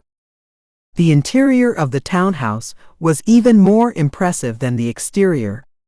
Rich fabrics and dark wood dominated the decor, punctuated by art that seemed to move when she wasn't looking directly at it. A fire crackled in the marble fireplace, and the air was warm and welcoming despite the chill she felt in her bones. Drink? Cale moved to a bar cart filled with crystal decanters. I don't think alcohol is a good idea right now. Lydia remained standing near the door, every muscle in her body coiled for flight, even though she knew it was pointless. Wise. You'll want to be clear-headed for what comes next. He poured himself what looked like whiskey, though it glowed faintly red in the firelight. Tell me, Lydia, have you thought about this day? About what you agreed to? Every day for 7 years. The admission slipped out before she could stop it. And yet you made no attempt to break our contract. No desperate research into demon-binding lore, no consultation with priests or psychics. Why? The question caught her off guard. Because Emma is happy. She's healthy and whole, and getting married next month. I couldn't risk that. Cale moved closer, and she was struck again by how he seemed to fill whatever space he occupied. Even knowing what it would cost you. Especially knowing what it would cost me. Something flickered across his face then, too quick for her to interpret. You've changed, he said, studying her with those unsettling dark eyes. 7 years ago, you were desperate, broken. Now? He reached out to trace a finger along her jawline, just as he had that night in the attic. Now you found your strength. His touch sent the same unwelcome thrill through her, but this time she didn't pull away. Is that a problem? On the contrary. It makes you far more interesting. His hand dropped to her throat, thumb brushing over her pulse point. Your heart is racing. Are you afraid of me, Lydia? The honest answer would have been complicated. Yes, she was afraid of him, but not in the way she should be. She was afraid of how her body responded to his proximity, afraid of the dark curiosity that had grown stronger over the years. She was afraid that some part of her had been looking forward to this moment. I'm afraid of what you'll ask me to do, she said instead. Cale's smile was slow and predatory. Excellent. Fear is such an effective aphrodisiac. Before she could process that comment, he was moving away, settling into a leather armchair by the fire. But we're getting ahead of ourselves. First, the practical matters. You'll need to resign from your position at the hospital, of course, and make arrangements for your apartment. I'll have my people handle the details. Wait. Lydia's mind was reeling. You mean now? Tonight? Our contract began the moment you walked through that door.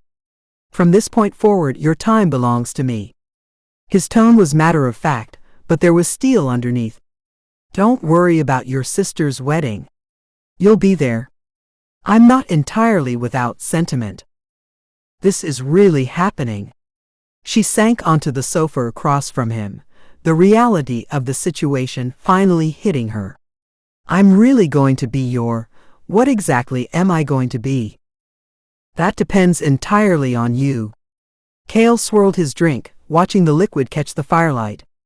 I could make you my servant, have you cook and clean and tend to mundane household tasks.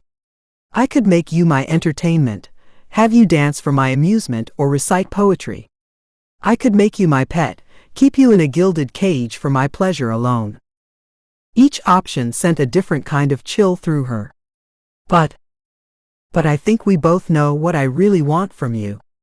His eyes met hers across the space between them, and the intensity in his gaze made her breath catch. I want your surrender, Lydia. Complete and total. I want you to give yourself to me, not because you have to, but because you want to. And if I don't want to? Cale's smile was sharp as a blade. Then I'll teach you to want it. The promise in his voice was dark and compelling, and Lydia felt something inside her respond despite her fear. This was the man, the demon, who had saved her sister's life, who had honored his part of their bargain without question or betrayal. And now she owed him 7 years of her own life. Where will I live? She asked, grasping for practical details to anchor herself. Here. With me. He gestured around the elegant room. This will be your home for the duration of our contract.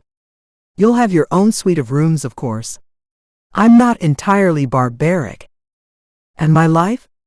My friends, my career? Will wait for you. 7 years is nothing in the grand scheme of eternity, Lydia. Less than a blink of an eye. Easy for him to say. He was immortal. For her, 7 years represented more than a quarter of her life. But the deal was made, the price agreed upon. There was no going back now. I'll need to pack some things, she said quietly. Already taken care of. Cale nodded toward a doorway she hadn't noticed before. Your belongings have been moved to your rooms. My people are very efficient. Your people. I have a staff. Butler, cook, housekeeper. All human, in case you're wondering. I find mortals more pliable than my own kind.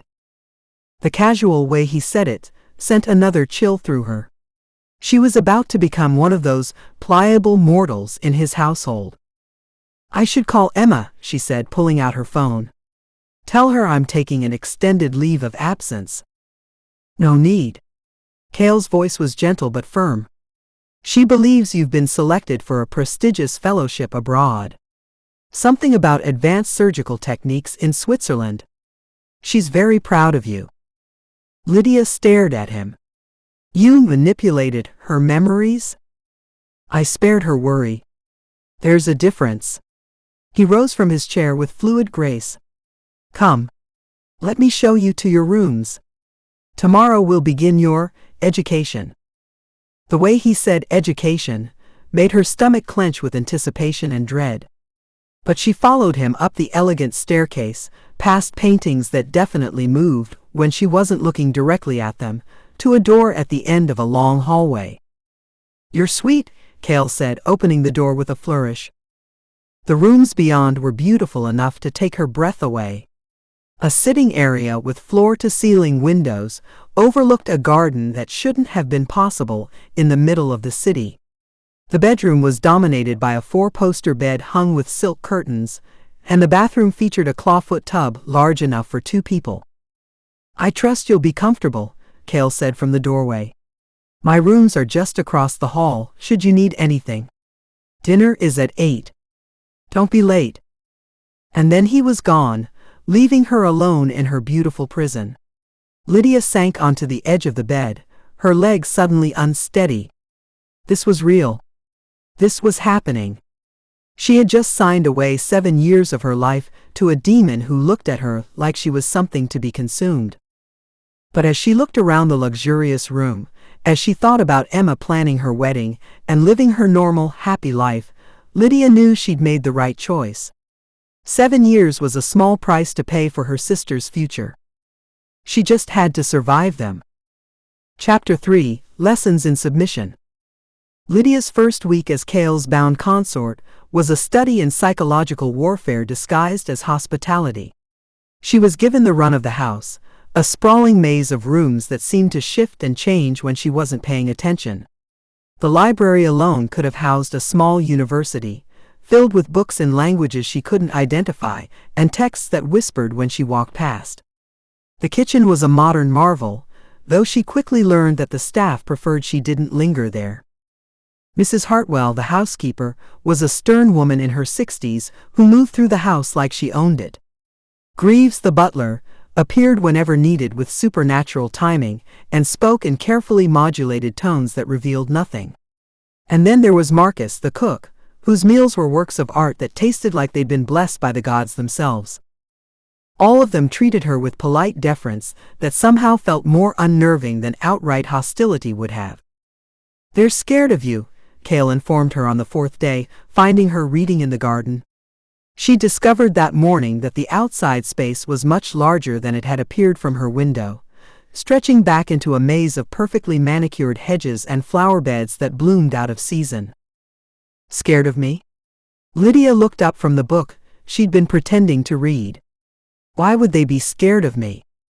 Cale settled onto the stone bench beside her, close enough that she could feel the heat of his body. He'd taken to appearing without warning, materializing out of shadows or simply walking into rooms as if he'd been there all along.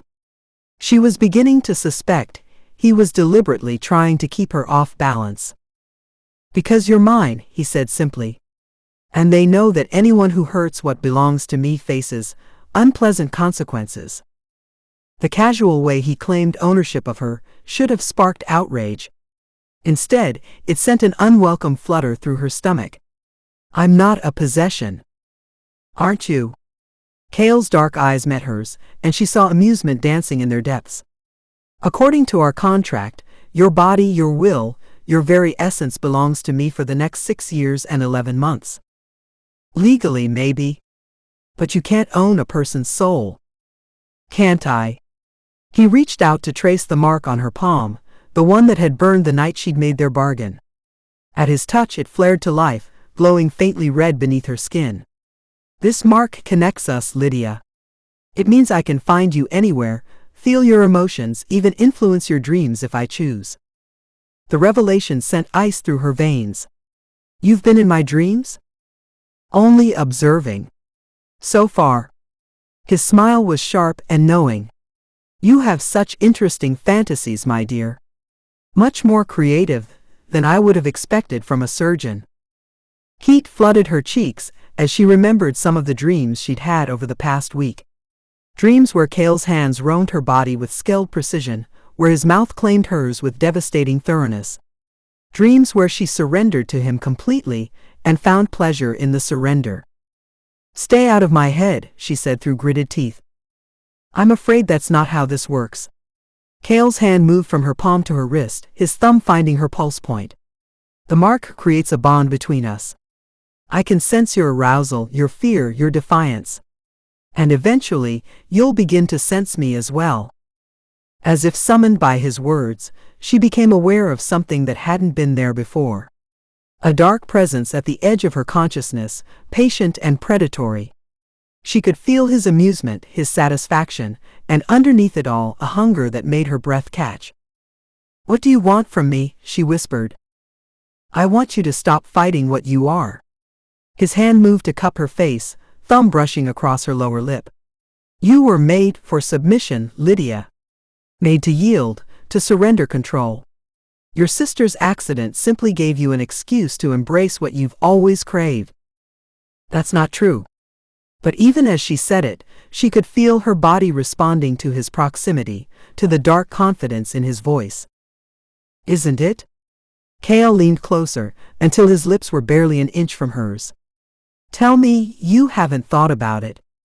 Tell me you haven't wondered what it would feel like to let go completely, to give yourself over to someone strong enough to take control." She had wondered. Late at night in her apartment, during quiet moments between surgeries, she'd imagined what it might be like to surrender the crushing weight of responsibility she'd carried for so long. To let someone else make the decisions, bear the burden of choice. Wanting something and actually doing it are two different things, she managed. "True. But we have 6 years and 11 months to explore the difference." Cale's thumb traced her jawline, and she shivered at the contact. "I'm going to teach you to embrace your true nature, Lydia. I'm going to show you pleasures you've never imagined, and help you discover desires you didn't even know you had. And if I refuse, then you'll spend the next 7 years fighting a losing battle against yourself." His smile was both promise and threat. "I can be very patient when necessary, and very creative in my persuasion techniques." Before she could respond, he was gone, leaving only the lingering scent of sandalwood and something darker. Lydia sat in the garden for a long time after, trying to sort through the tangle of emotions his words had stirred up. That night at dinner, she found herself studying Cale across the candlelit table. He ate with the same fluid grace he brought to everything else, but she caught him watching her as well, those dark eyes missing nothing. The silence stretched between them, heavy with unspoken tension. "You're thinking very loudly," he said finally, cutting into the perfectly prepared salmon. "Something you'd like to share?" "I was wondering about the others," she said carefully. "The women who came before me." Cale's fork paused halfway to his mouth. "What makes you think there were others?" "This house.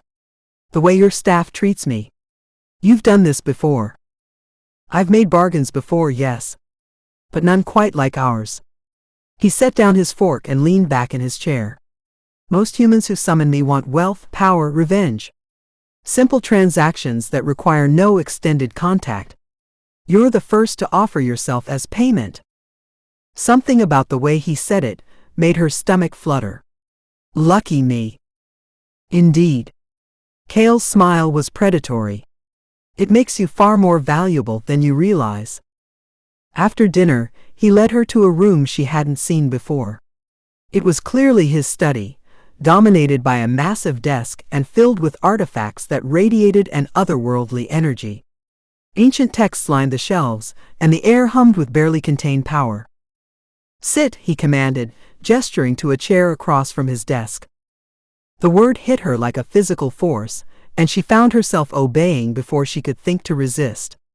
The compulsion in his voice was subtle but undeniable, and the realization that he could control her so easily sent both fear and unwelcome arousal through her. "Very good." Cale settled behind his desk, watching her with the intensity of a predator studying prey. "Lesson 1.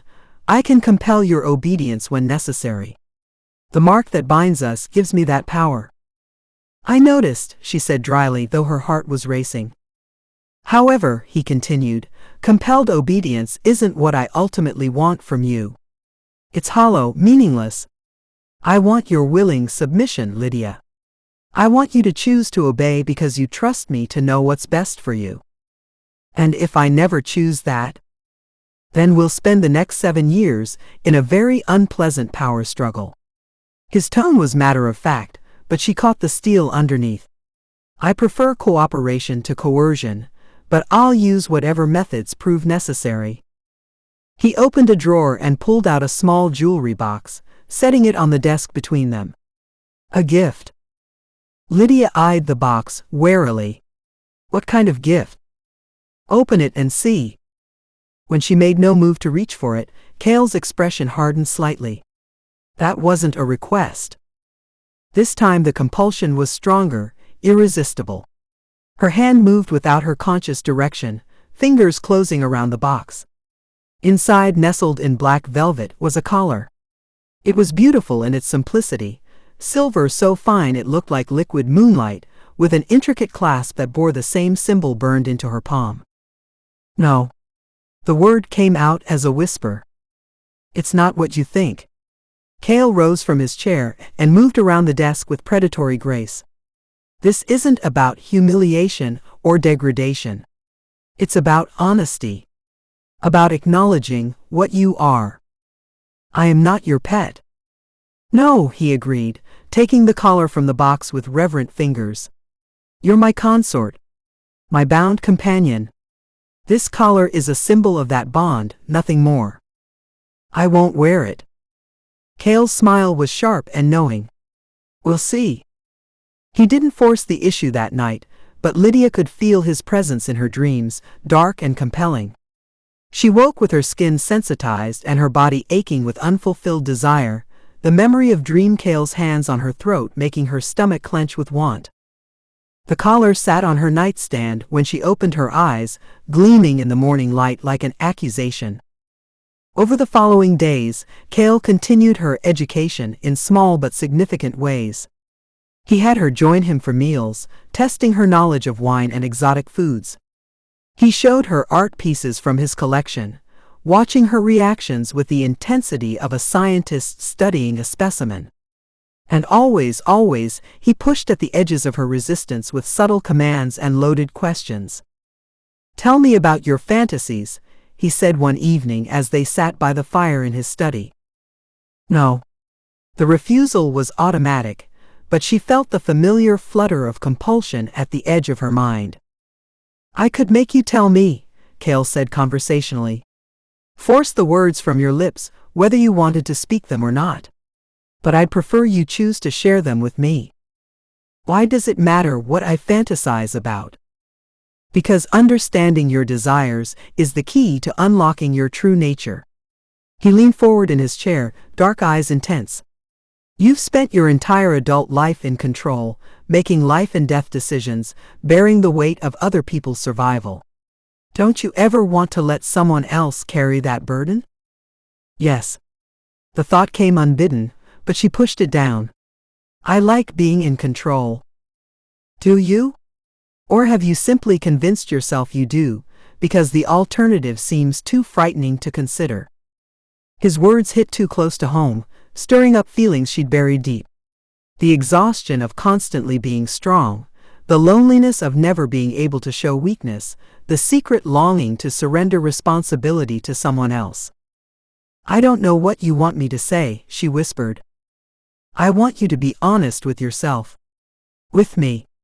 Cale rose from his chair and moved to kneel beside hers, bringing them to eye level. I can give you what you need, Lydia. I can take the burden of choice from you, make the decisions you're tired of making. All you have to do is trust me. His hand moved to her throat, fingers tracing the line where the collar would rest. At his touch, she felt something inside her begin to crack, like a dam under too much pressure. I'm scared, she admitted, the words slipping out before she could stop them. Of me? Of wanting this? Of what it means if I give in? Cale's smile was gentle, almost tender. It means you're human, my dear. It means you're brave enough to embrace your true desires instead of hiding from them. His thumb brushed over her pulse point, and she could feel her heart hammering against his touch. The collar gleamed in the firelight, beautiful and terrifying in equal measure. "Not tonight," she said, though the words cost her. "Not tonight," Cale agreed. "But soon, I think. You're already beginning to understand what you truly want." As he stood and moved away, Lydia remained in her chair, staring into the fire and trying to understand how her carefully ordered world had become so complicated. 6 years and 10 months. She just had to resist for 6 years and 10 months. But with each passing day, she was beginning to wonder if resistance was really what she wanted. Chapter 4: The Point of Surrender. 3 months into her contract, Lydia had developed a routine that felt almost normal. She woke each morning in her luxurious suite, had breakfast in the solarium while reading news on her tablet, spent afternoons in the garden or library, and joined Cale for dinner each evening.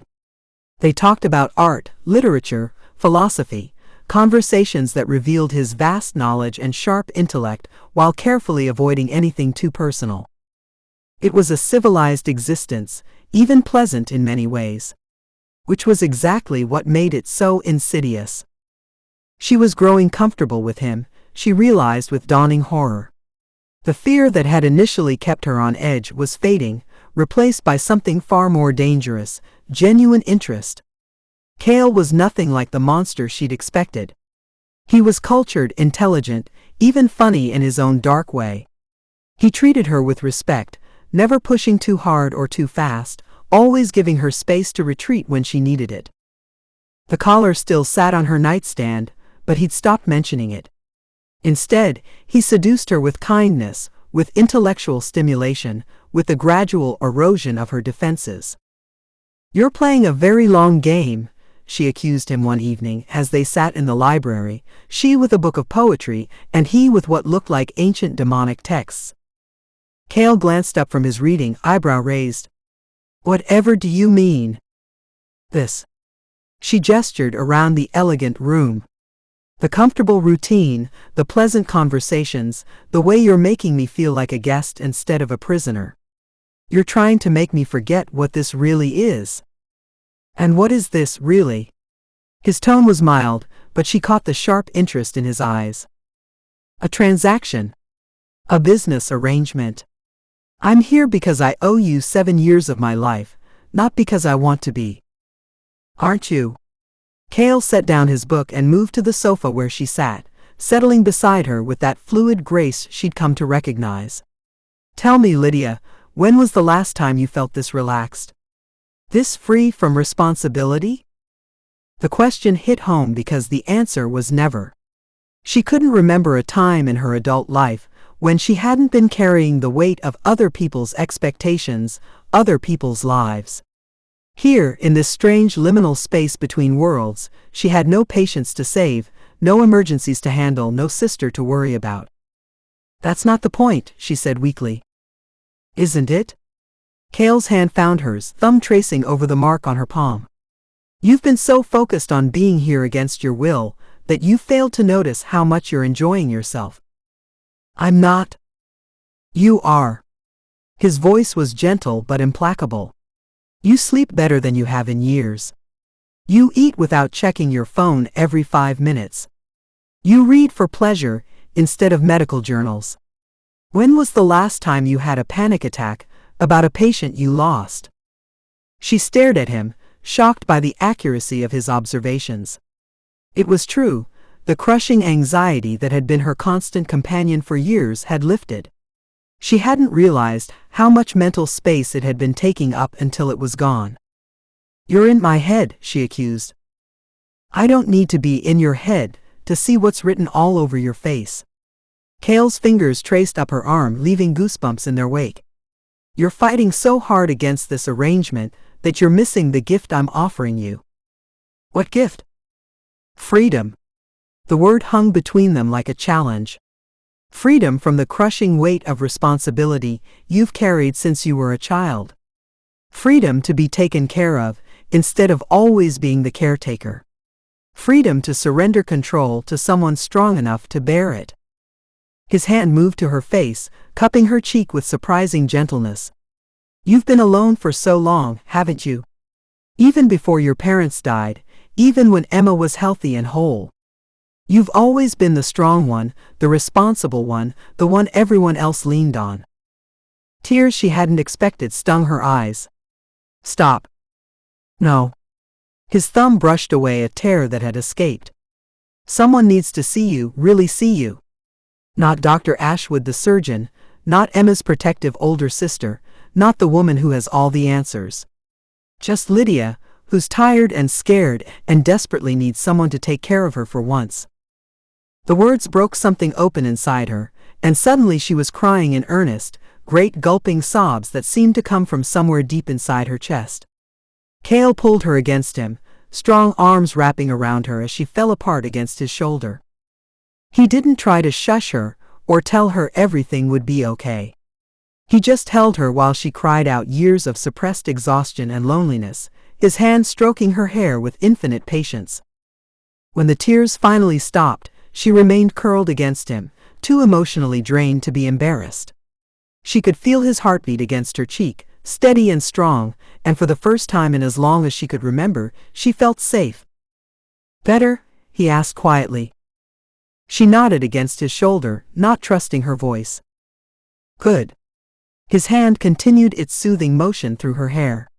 You've been holding that in for a very long time. I can't afford to fall apart, she said, the words muffled against his shirt.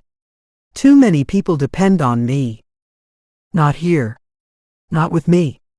Cale's voice was firm. Here, you can be as weak or as strong as you need to be. You can let me carry the weight for a while. The offer was so tempting it hurt. To let go, to stop being the one with all the answers, to trust someone else to take care of things. But accepting that would mean acknowledging that this was more than just a business arrangement. It would mean admitting that some part of her wanted to be here. I don't know how, she whispered. I'll teach you. His hand moved to tilt her chin up, forcing her to meet his eyes. Let me take care of you, Lydia. Let me give you what you need. The intensity in his gaze was overwhelming, but she couldn't look away. What if what I need isn't what you think it is? Then we'll figure it out together. His thumb brushed across her lower lip, and she felt heat spark through her body. But I think I know you better than you know yourself. Before she could argue, his mouth was on hers, soft and coaxing. The kiss was nothing like she'd expected, not demanding or aggressive but gentle, almost reverent. He kissed her like she was something precious, something to be savored. When they broke apart, she was breathless and dizzy. Cale. Shush.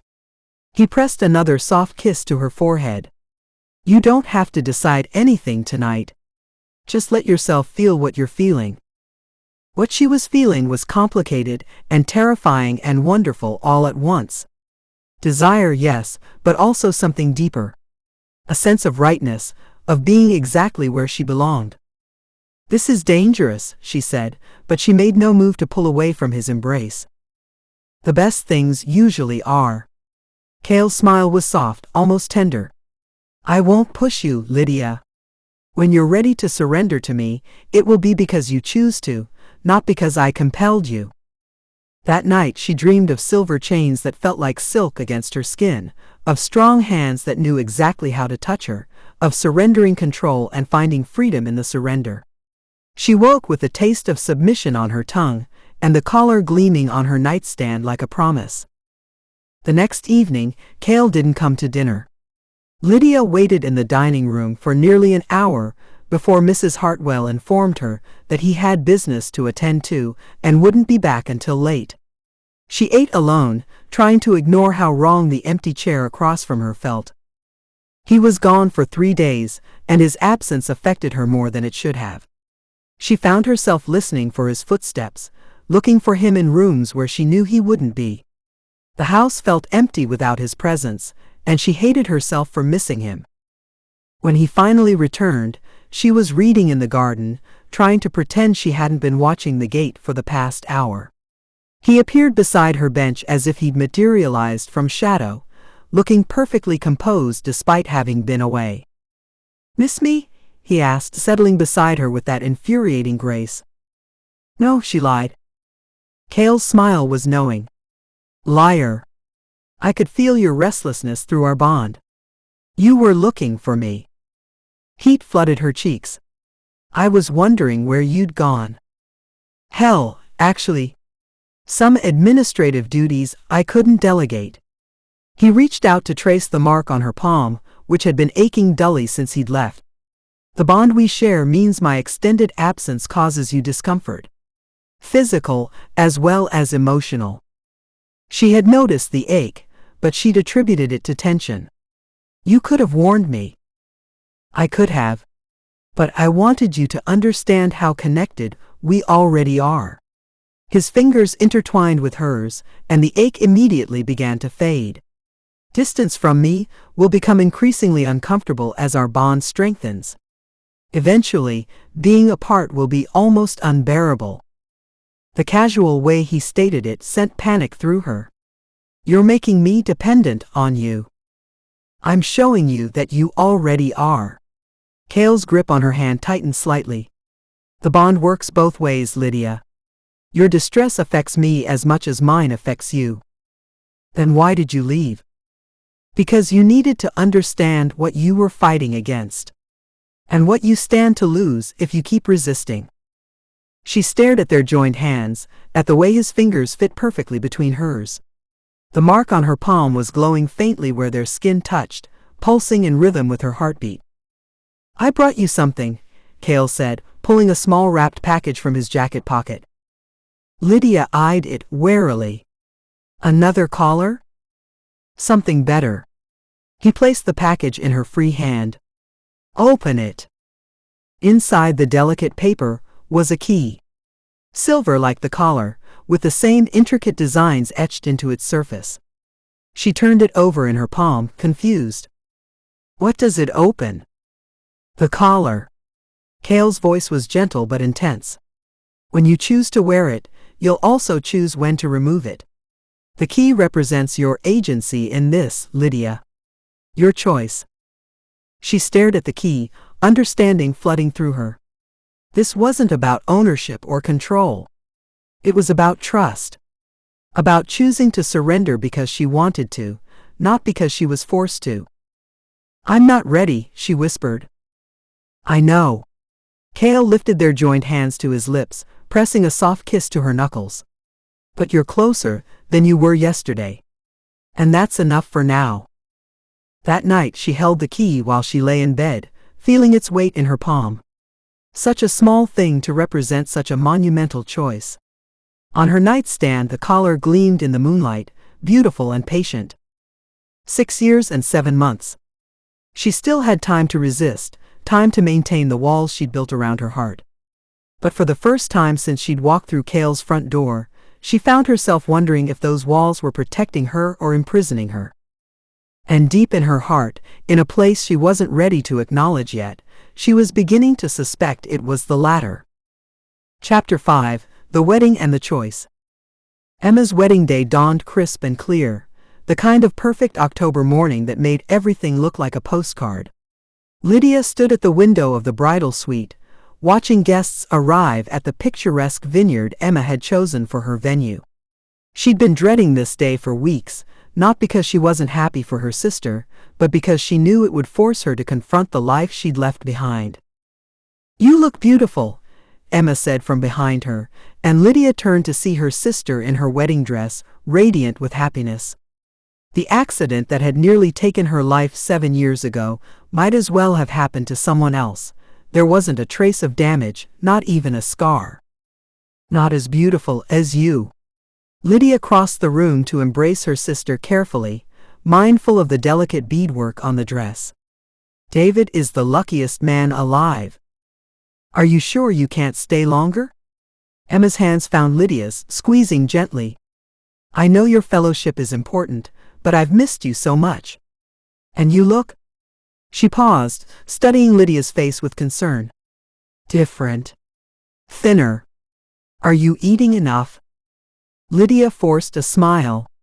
Thanks to whatever magic Cale had worked on Emma's memories, her sister believed she'd been in Switzerland for the past 4 months, sending occasional emails and postcards that Lydia had never actually written. "I'm fine. Just tired from all the traveling. And you know how I get when I'm focused on work. Promise me you'll take better care of yourself." Emma's expression was serious. "I worry about you working so hard all the time. When was the last time you went on a date? Had some fun?" If only she knew. "I'm fine, Em. Today is about you and David, not my non-existent love life." They were interrupted by a knock on the door, and the photographer entered to begin the pre-ceremony shots. Lydia watched from the sidelines as Emma posed with their cousin Sarah, who was serving as matron of honor, and the other bridesmaids. She declined the honor herself, claiming her travel schedule would make it impossible to help with planning. The truth was, she couldn't bear the thought of standing at the altar while bound to a demon, couldn't risk Cale's presence somehow tainting her sister's perfect day. As if summoned by her thoughts, she felt him before she saw him. The familiar dark presence at the edge of her consciousness, patient and amused. She turned toward the window and caught a glimpse of a figure in the tree line beyond the vineyard, too far away to make out clearly, but she knew with bone-deep certainty that it was Cale. He'd kept his promise to let her attend the wedding, but apparently that didn't mean he was letting her out of his sight. The ceremony was beautiful, held in a grove of oak trees hung with fairy lights and white silk. Lydia sat in the front row, watching Emma pledge her life to David with tears streaming down her face.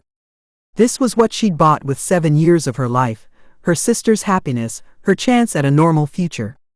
Watching Emma's radiant smile as David slipped the ring onto her finger, Lydia knew she'd make the same choice again without hesitation. During the reception, she mingled with relatives she hadn't seen in years, deflecting questions about her mysterious fellowship and her equally mysterious absence from family gatherings. She danced with her Uncle Robert, chatted with old family friends, and played the part of the successful globe-trotting surgeon to perfection. But all the while, she was acutely aware of Cale's presence somewhere in the shadows. The mark on her palm ached with his proximity, and she found herself scanning the crowd for a glimpse of dark hair and midnight eyes. "You look like you're expecting someone," a familiar voice said behind her. Lydia spun around to find David's brother Michael approaching with 2 glasses of champagne. She'd met him briefly at the rehearsal dinner, a charming lawyer with kind eyes and an easy smile. Under normal circumstances, she might have been interested. "Just enjoying the party," she said, accepting the champagne gratefully. "Emma tells me you're some kind of surgical prodigy, saving lives in exotic locations." Michael's tone was admiring. "That must be incredibly fulfilling." "It has its moments." Lydia took a sip of champagne, wishing the conversation would veer away from her fictional career. "What about you? Emma mentioned you do environmental law?" They talked for several minutes about his work, and Lydia found herself relaxing despite everything. Michael was intelligent and funny, the kind of man she might have dated in her previous life. When he asked her to dance, she accepted, thinking it might help her appear more normal to the watching relatives. It was a mistake. The moment Michael's hand settled on her waist, the mark on her palm flared to life with searing heat. She gasped, nearly stumbling, and only Michael's quick reflexes kept her upright. "Are you okay?" he asked, concern creasing his features. "I'm fine, just—" The words died in her throat as she caught sight of a figure standing at the edge of the dance floor. Cale, dressed in an impeccably tailored black suit, watching them with an expression that made her blood run cold. To everyone else, he probably looked like just another guest. But Lydia could see the fury burning in his dark eyes, could feel his rage through their bond like a living thing. "Excuse me," she said to Michael, pulling out of his arms. "I need some air." She made her way toward the vineyard's gardens, her heart hammering against her ribs. The mark on her palm was burning now, and she could feel Cale following her, even though she didn't dare look back. She'd made it to a secluded grove of trees when he finally spoke. Enjoying yourself? His voice was silk over steel, deceptively calm. Lydia turned to face him, chin raised defiantly. It's my sister's wedding. I'm supposed to enjoy myself. Dancing with other men wasn't part of our agreement. Cale stepped closer, and she could see the predatory tension in his posture. You belong to me, Lydia. Perhaps I need to remind you of that fact. I was being polite. It was one dance. One dance too many. His hand shot out to grasp her wrist, thumb pressing against the mark on her palm. The contact sent fire racing through her veins, and she bit back a gasp. Did you think I wouldn't notice? Did you think I wouldn't feel your body responding to another man's touch? He barely touched me. He touched what's mine. Cale's grip tightened, not painful but absolutely inescapable. And you let him. The possessiveness in his voice should have angered her. Instead, it sent a thrill of dark excitement through her body. You're being ridiculous. Am I? Cale pulled her closer, until she could feel the heat radiating from his body. Tell me, Lydia, what do you think would happen if I decided to make my claim on you public? If I walked back to that reception and showed everyone exactly who you belong to? The threat sent ice through her veins. You wouldn't. Emma's wedding would become quite memorable, yes. His smile was sharp and dangerous. Fortunately for your sister, I'm not entirely without restraint. But don't mistake my consideration for weakness. His free hand moved to her throat, fingers tracing the line where her collar would rest. At his touch, she felt something inside her begin to crack, the careful walls she'd built around her heart starting to crumble. You felt it, didn't you? He continued, his voice dropping to a whisper. When he touched you, when you tried to pretend you were still the woman you used to be. It felt wrong. Hollow. It had felt wrong.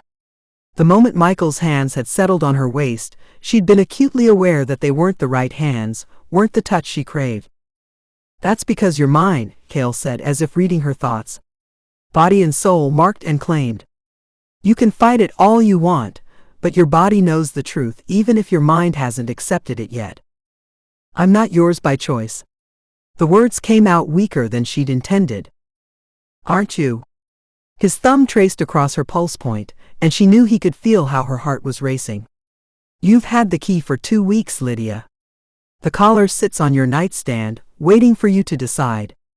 How much longer are you going to keep fighting what we both know is inevitable? Before she could answer, they were interrupted by the sound of approaching footsteps. Cale released her instantly, stepping back just as Michael appeared through the trees. Lydia. I was worried when you disappeared. Michael's gaze moved between them, taking in Cale's imposing presence. Is everything all right? Everything's fine, she said quickly, though her voice was shakier than she would have liked. Michael, this is an old friend. Cale Darkmoor. Cale extended his hand with that predatory smile. A pleasure. Michael shook the offered hand, but Lydia saw him wince slightly at the contact. Whatever Cale was doing, it made Michael eager to escape. Well, I'll leave you to catch up, Michael said, already backing away. Lydia, if you'd like to dance again later. She's unavailable, Cale said smoothly. For the rest of the evening. After Michael hurried away, Lydia whirled on Cale. You didn't have to be rude to him. I didn't have to let him keep breathing either, but I showed admirable restraint. Cale's expression was unrepentant. Consider it a wedding gift to your sister. The casual way he referenced violence should have terrified her. Instead, she found herself fighting the urge to smile. There was something primitively satisfying about being claimed so completely, even if she wasn't ready to admit it out loud. We should go back, she said instead. People will notice if I'm gone too long. In a moment. Cale stepped closer again, backing her against a tree trunk. First, I want to make something clear.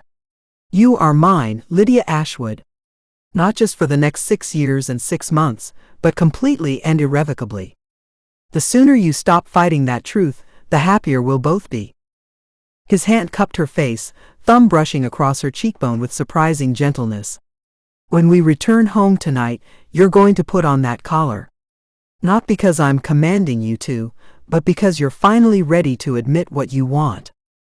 And if I'm not ready? Then I'll wait. His smile was patient and predatory. But I don't think I'll have to wait much longer.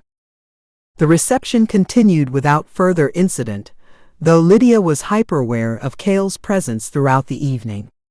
He didn't approach her again, but she could feel his eyes on her, could sense his amusement when she declined offers to dance from other guests. When Emma threw her bouquet, it landed directly in Lydia's hands, despite her attempts to avoid it. The crowd cheered, and Emma beamed at her with delighted surprise. Maybe that Swiss fellowship will lead to more than just professional advancement, Emma teased during their goodbye hug.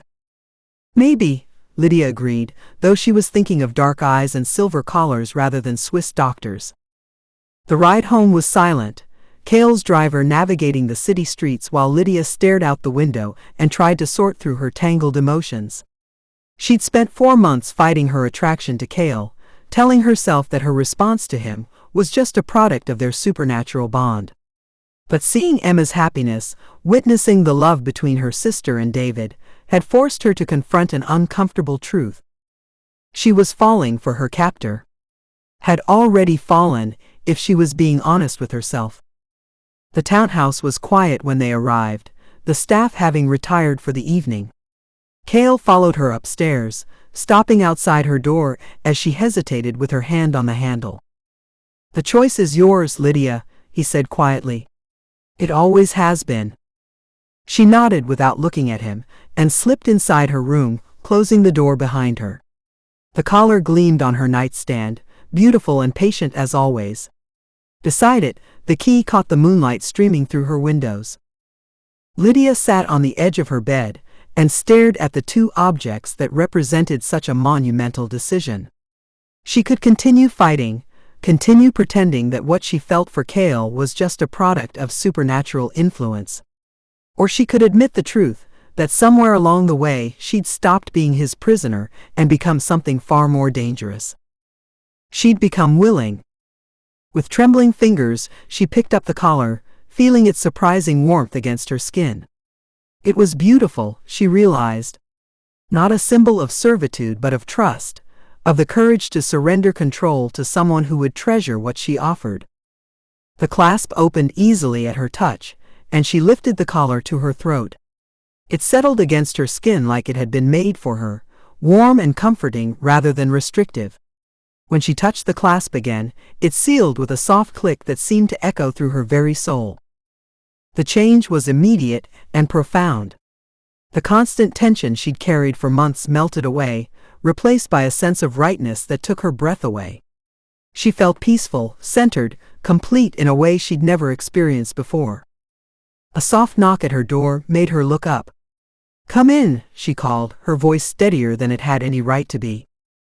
Cale entered slowly, his eyes immediately going to her throat. The expression that crossed his face was one of such fierce satisfaction and unexpected tenderness that it made her heart skip. "How does it feel?" he asked, his voice rough with emotion. "Right," she said simply. "It feels right." Cale crossed the room in 3 long strides, cupping her face in his hands and kissing her with a passion that stole her breath. When they broke apart, she was dizzy and aching with want. "Mine," he whispered against her lips. "Finally, completely mine." "Yes," she agreed, the word a promise and a surrender. "Yours." And for the first time since she'd walked through his door, Lydia felt truly free. Epilogue, 7 years later. The courtroom was packed with reporters and spectators, all eager to witness what the media had dubbed the trial of the century. Lydia sat in the gallery's front row, watching as the prosecution delivered their closing arguments in the case against the pharmaceutical company that had knowingly released a drug with fatal side effects. Emma sat beside her, now a successful environmental lawyer in her own right, her hand resting protectively over her rounded belly. She was 6 months pregnant with her first child, glowing with the kind of happiness that came from a life well lived. "The jury's going to convict," Emma whispered. "David's case is airtight." Lydia nodded, pride swelling in her chest as she watched her brother-in-law deliver a passionate speech about corporate responsibility and the value of human life. Emma had married well. David was not only a loving husband, but a brilliant attorney who used his talents to fight for justice. When the trial recessed for the day, they met David outside the courthouse. He pulled Emma into a gentle embrace, mindful of her condition, and smiled at Lydia with genuine warmth. "Dinner at our place tonight?" he asked. Emma's been experimenting with pregnancy cravings in the kitchen. "Fair warning, tonight's creation involves pickles and chocolate." "I'll pass," Lydia said with a laugh. "But thanks for the offer." "Hot date?" Emma teased, though her expression grew concerned when Lydia didn't immediately answer. "Lydia, you've been so secretive about your personal life since you got back from Switzerland. I'm starting to worry that you're turning into a hermit." If only she knew. Lydia had returned to her medical practice 6 months ago, sliding back into her old life with an ease that surprised everyone except herself.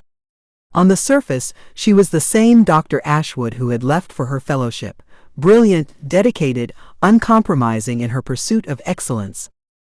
But those who knew her best sensed something different. She was calmer now, more centered. The driven intensity that had once characterized her every move had been replaced by a quiet confidence that made her even more effective as a surgeon. She seemed happier, more at peace with herself. What they didn't know was that she still wore a silver collar beneath her high-necked scrubs, and that she returned every night to a townhouse that existed between worlds. They didn't know that her fellowship had been 7 years of learning to surrender control to a being who cherished her submission as much as he treasured her strength. "I'm seeing someone," she admitted, which was technically true. "It's still new, but it's good." Emma's face lit up with delight. "That's wonderful. When do we get to meet him?" "Soon," Lydia said, knowing it was a lie. Cale belonged to her world now, just as she belonged to his, but those worlds would never fully intersect with Emma's normal human life. They parted ways outside the courthouse, Emma and David heading home to their suburban house with its white picket fence and carefully tended garden. Lydia walked in the opposite direction, toward the old quarter where reality grew thin and impossible things became possible. The townhouse welcomed her home with warm light spilling from the windows and the scent of Mrs. Hartwell's famous roast drifting from the kitchen. Lydia hung her coat in the foyer and made her way to Cale's study, where she knew she'd find him waiting. He looked up from his papers as she entered, and the smile that crossed his face was soft with affection and sharp with possession. 7 years of living with him had only made him more beautiful to her eyes, more essential to her happiness. "How was the trial?" he asked, setting aside his work and opening his arms. Lydia went to him without hesitation, settling into his lap with the easy familiarity of long practice. His arms came around her, holding her close, and she felt the last of the day's tension melt away. "David's going to win," she said, nuzzling into the curve of his neck. "Emma's happy. The baby is healthy. And how are you?" His fingers found the collar beneath her shirt, tracing its familiar weight with reverent touches. "Perfect," she said, and meant it. "Home." Cale's arms tightened around her, and she felt his satisfaction through their bond. 7 years ago, she'd walked into this house as his prisoner, bound by desperation and sacrifice. Now she remained by choice, held not by supernatural compulsion but by love. The contract that had brought them together had expired exactly 1 year ago. Lydia remembered that night clearly, how Cale had offered her freedom, the chance to return to her old life with no strings attached. She'd considered it for exactly 30 seconds before asking him to draw up a new contract. This one was different. No time limit, no compulsion, no debt to be paid. Just two beings choosing to bind their lives together because they'd found something worth keeping. "I have news," Cale said, his voice vibrating against her hair. "The council has approved our request." Lydia pulled back to look at him, hope and excitement warring in her chest. Really? Really? His smile was tender and proud. You'll be the first human to undergo the transformation while retaining full memory and personality. The first to choose immortality with complete understanding of what it means.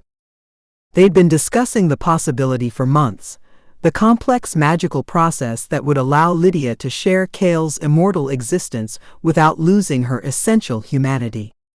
It would mean leaving her medical practice, disappearing from Emma's life in any meaningful way, but it would also mean eternity with the man she loved. When, she asked. Whenever you're ready. His hands cupped her face, thumbs brushing across her cheekbones. There's no rush. We have all the time in the world. Lydia thought of Emma, glowing with pregnancy and surrounded by love. Her sister no longer needed her protection. She had David for that, and soon she'd have a child of her own to love and nurture. Emma's life was full and rich and completely human, exactly as it should be. I'm ready now, Lydia said, and knew she meant it. I want forever with you. Cale's kiss was soft and reverent, full of promises and possibilities. When they broke apart, his eyes were bright with unshed tears, a surprising display of emotion from a being who'd claimed not to have feelings when they first met. No regrets? He asked. Lydia thought of the frightened, desperate woman who'd summoned a demon in her grandmother's attic 7 years ago. That woman could never have imagined that her bargain with darkness would lead to the greatest love of her life. None, she said firmly. You gave me everything I didn't know I wanted. And you gave me something I thought was impossible, Cale replied. A reason to believe in redemption. Outside, night was falling over the city, but inside their little pocket of existence between worlds, Lydia and Cale held each other close and planned for forever. The collar around her throat caught the firelight, no longer a symbol of binding, but of belonging. Sometimes the best bargains were the ones that looked like sacrifices. Sometimes surrendering everything was the only way to gain what truly mattered. And sometimes, if you were very lucky, making a deal with a demon led not to damnation, but to the kind of love that transcended worlds. As Cale carried her upstairs to their bedroom, Lydia smiled to think of all the impossible things that had brought them to this moment. Magic was real, demons could love, and sometimes the darkest bargains led to the brightest futures. She wouldn't trade a single moment of it for all the normal, safe lives in the world. After all, where was the fun in safe? The end.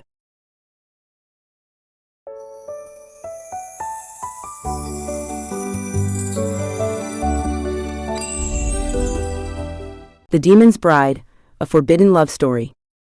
By Evangeline Nightshaders. Chapter 1, The Summoning Circle. The ancient stone floor of the abandoned cathedral was cold beneath Lydia's knees as she traced the final symbol in the summoning circle. Chalk dust clung to her fingertips, and the metallic scent of the blood she'd used to seal the ritual hung heavy in the midnight air. Above her, moonlight streamed through broken stained glass windows, casting fractured rainbows across the blasphemous symbols she had so carefully inscribed. Her grandmother's grimoire lay open beside her, its yellowed pages fluttering in a wind that seemed to come from nowhere. The words written in faded ink had haunted Lydia's dreams since she'd inherited the book 3 months ago, along with her grandmother's cottage and all its dark secrets. She had tried to resist the pull of the ancient knowledge, tried to live a normal life in the small village of Raven's Hollow, but fate had other plans. The plague had come to their village like a creeping shadow, taking the young and old alike. Lydia had watched helplessly as her younger brother Thomas maced it away, his fever burning through every remedy she knew. The village physician had declared him beyond hope, and the priest had already begun preparing last rites. It was then that Lydia remembered her grandmother's final words, whispered on her deathbed, about powers that could cheat death itself. Now, as she knelt in this forsaken place where her ancestors had once worshipped, Lydia felt the weight of desperation crushing her chest. She had already lost her parents to consumption the year before. Thomas was all the family she had left, and she would not let him slip away into the darkness without a fight, even if it meant risking her immortal soul. The summoning ritual required a sacrifice of something precious, and Lydia had brought her mother's silver locket, the last memento she possessed of happier times.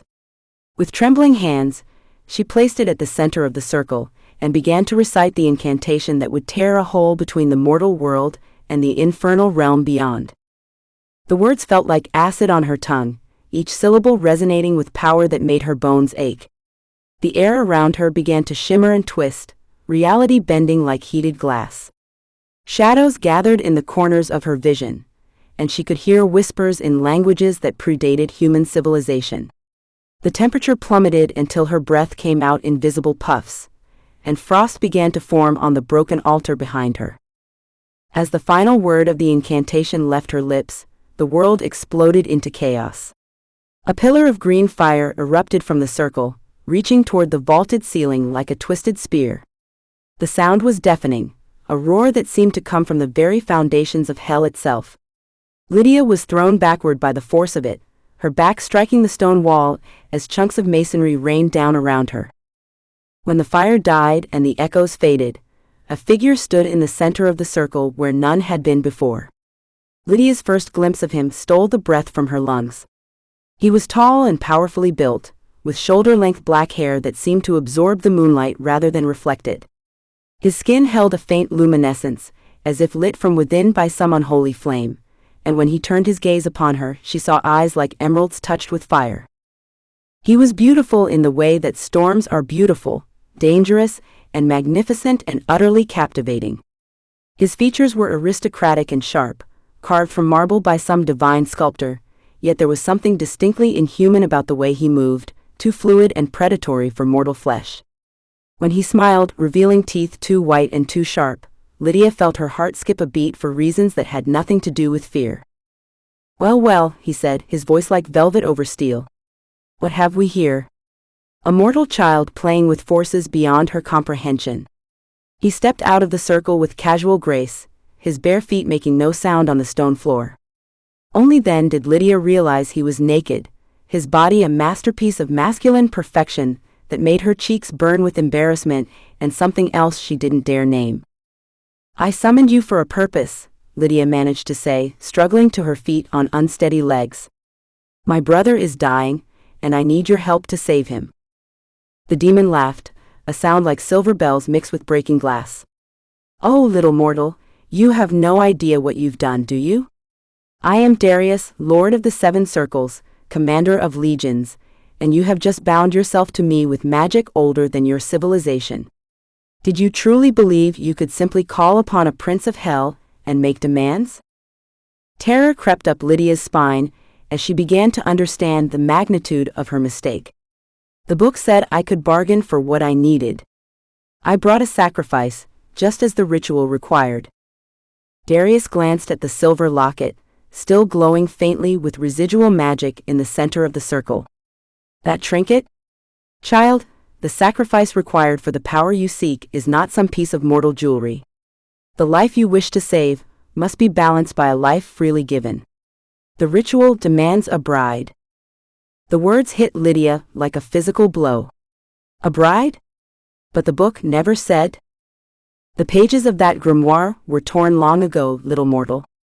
Your grandmother knew the true cost of such magic, but it seems she was less than forthcoming about the details." Darius circled her slowly, like a predator sizing up its prey. "The spell you cast was not a simple summoning, but a binding ritual. You have offered yourself as payment for your brother's life." Lydia's legs gave out beneath her, and she sank to the cold stone floor as the full implications crashed over her. "No, there has to be another way. I can find something else to trade, something more valuable." "There is nothing more valuable to you than your brother's life, and magic always demands equivalent exchange." Darius knelt beside her, his presence overwhelming in its otherworldly intensity. "But perhaps this arrangement need not be as terrible as you imagine. I find myself intrigued by your fierce devotion to family. It has been centuries since I encountered such pure sacrifice." When he reached out to touch her face, Lydia expected his skin to burn like fire, but instead it was merely warm, almost comforting in its solidity. I offer you a choice, brave little mortal. Come with me willingly and be my bride, and your brother will be restored to perfect health. Refuse and he dies with the dawn, as was always his fate. What would happen to me? Lydia whispered, hardly daring to believe she was actually considering such a proposition. If I agreed to be your bride, what would my life become? Something flickered in Darius's emerald eyes, an emotion too complex and fleeting for her to identify. You would rule beside me in the infernal realm, commanding power beyond your wildest dreams. You would be immortal, ageless, feared and respected by creatures that have walked the earth since before mankind learned to speak. And you would be mine, in every sense of the word. The weight of the decision pressed down on Lydia, like a physical force. She thought of Thomas, barely 11 years old, lying in his sickbed with death already reaching for him with skeletal fingers. She thought of the life she had planned for herself, simple and quiet and utterly ordinary. Then she looked into the demon's burning eyes and saw something there that made her breath catch in her throat. Desire. Not just the predatory hunger she had expected, but something deeper and more complex. Loneliness, perhaps, or a yearning for something he had never possessed. In that moment, she realized that this ancient being might need her as much as she needed him, though for entirely different reasons. If I agree, she said carefully, how do I know you'll keep your word? How do I know Thomas will truly be healed? Darius smiled, and this time there was no mockery in it, only a strange kind of approval. Clever girl. You're right to question the promises of demons. But I am bound by the same magic that summoned me here. The ritual creates a contract that even I cannot break. Your brother's health will be restored the moment you speak your acceptance. Lydia closed her eyes and thought of all the dreams she was about to surrender. A husband who would love her gently, children who would play in sunny gardens, growing old surrounded by grandchildren who would remember her with fondness. All of it would be lost in exchange for Thomas's life and a future she couldn't even imagine. But when she opened her eyes and saw Darius watching her with that strange intensity, she realized that perhaps some dreams were worth trading for others she had never dared to dream. There was power in his offer, and freedom of a sort, and the promise of experiences that no mortal woman had ever known. I accept, she whispered, and the words seemed to echo in the ruined cathedral long after she had spoken them. The change was instantaneous. Power flowed through the air between them like lightning, and Lydia felt something fundamental shift in the fabric of reality. Somewhere in the village below, she knew without doubt that Thomas was sitting up in his bed, his fever broken and his strength returning. The plague's hold on him had been severed as cleanly as if it had never existed. Darius rose to his feet and extended his hand to her, his eyes now glowing with triumph and something else she was beginning to recognize as genuine attraction. Come then, my brave little bride.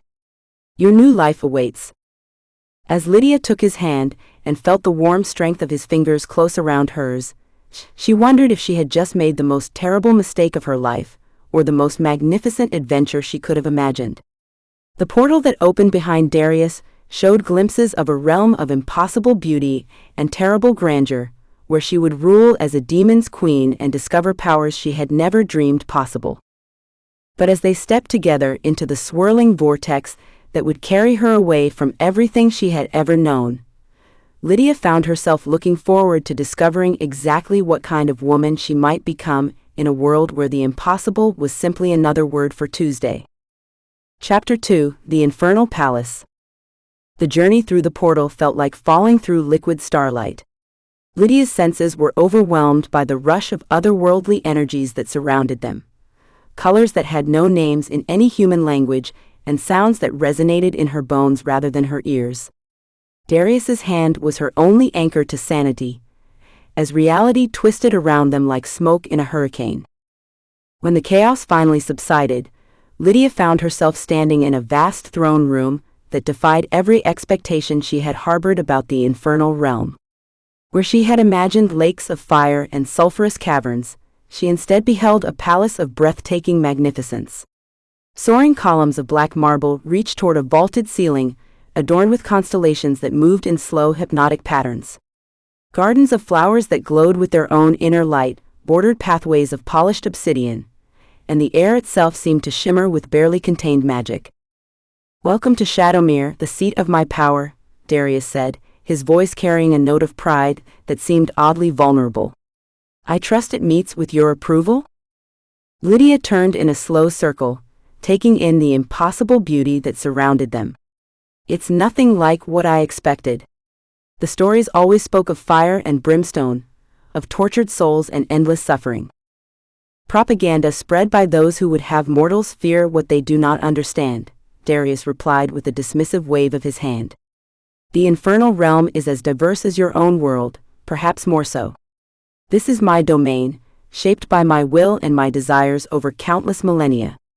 I have always preferred beauty to brutality, though I am capable of both when circumstances require." As they walked deeper into the palace, Lydia became aware of other presences watching them from the shadows.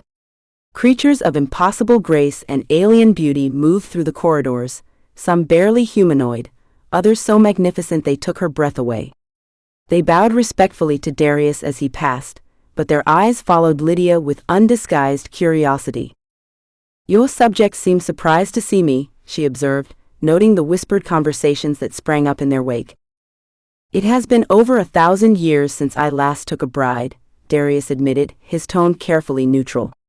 "They had begun to assume I never would again. Your arrival will certainly provide them with entertainment for the next few centuries." The casual mention of centuries made Lydia's head spin. She was still struggling to accept that she was no longer fully human, that the bargain she had struck had fundamentally altered her very nature. "What exactly am I now? I don't feel different, but surely the magic changed me somehow." Darius paused beside a fountain where liquid light cascaded in impossible spirals. "You are what we call a chosen, a mortal soul elevated to our realm through ancient magic. You retain your humanity, but it is now balanced by infernal power. You will find yourself stronger, faster, more resilient than any mortal. Your senses are heightened, your magical potential awakened. And yes, you are now immortal as promised." "And the price for all this?" Lydia asked, though she suspected she already knew the answer. "You belong to me now, in ways that mortal marriage could never encompass. Our souls are bound together by the ritual that brought you here. You will feel my emotions as I feel yours, know my thoughts as I know yours. In time, the bond will deepen until we are two halves of a single entity." His eyes met hers, and she saw something that might have been uncertainty flickering in their depths. "It is not a burden I have imposed lightly."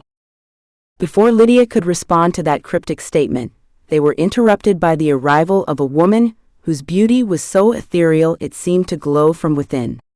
She moved with liquid grace, her silver hair flowing like water around shoulders bare except for intricate tattoos that seemed to move and shift as Lydia watched. When she spoke, her voice carried the music of wind chimes and distant thunder. "So this is the little mortal who has captured our Lord's interest," she said, circling Lydia with predatory grace. "I am Seraphina, mistress of the household and keeper of my Lord's secrets. I confess myself curious about what makes you so special." "Seraphina was my previous bride," Darius said matter-of-factly, apparently unaware of the shock that revelation sent through Lydia's system.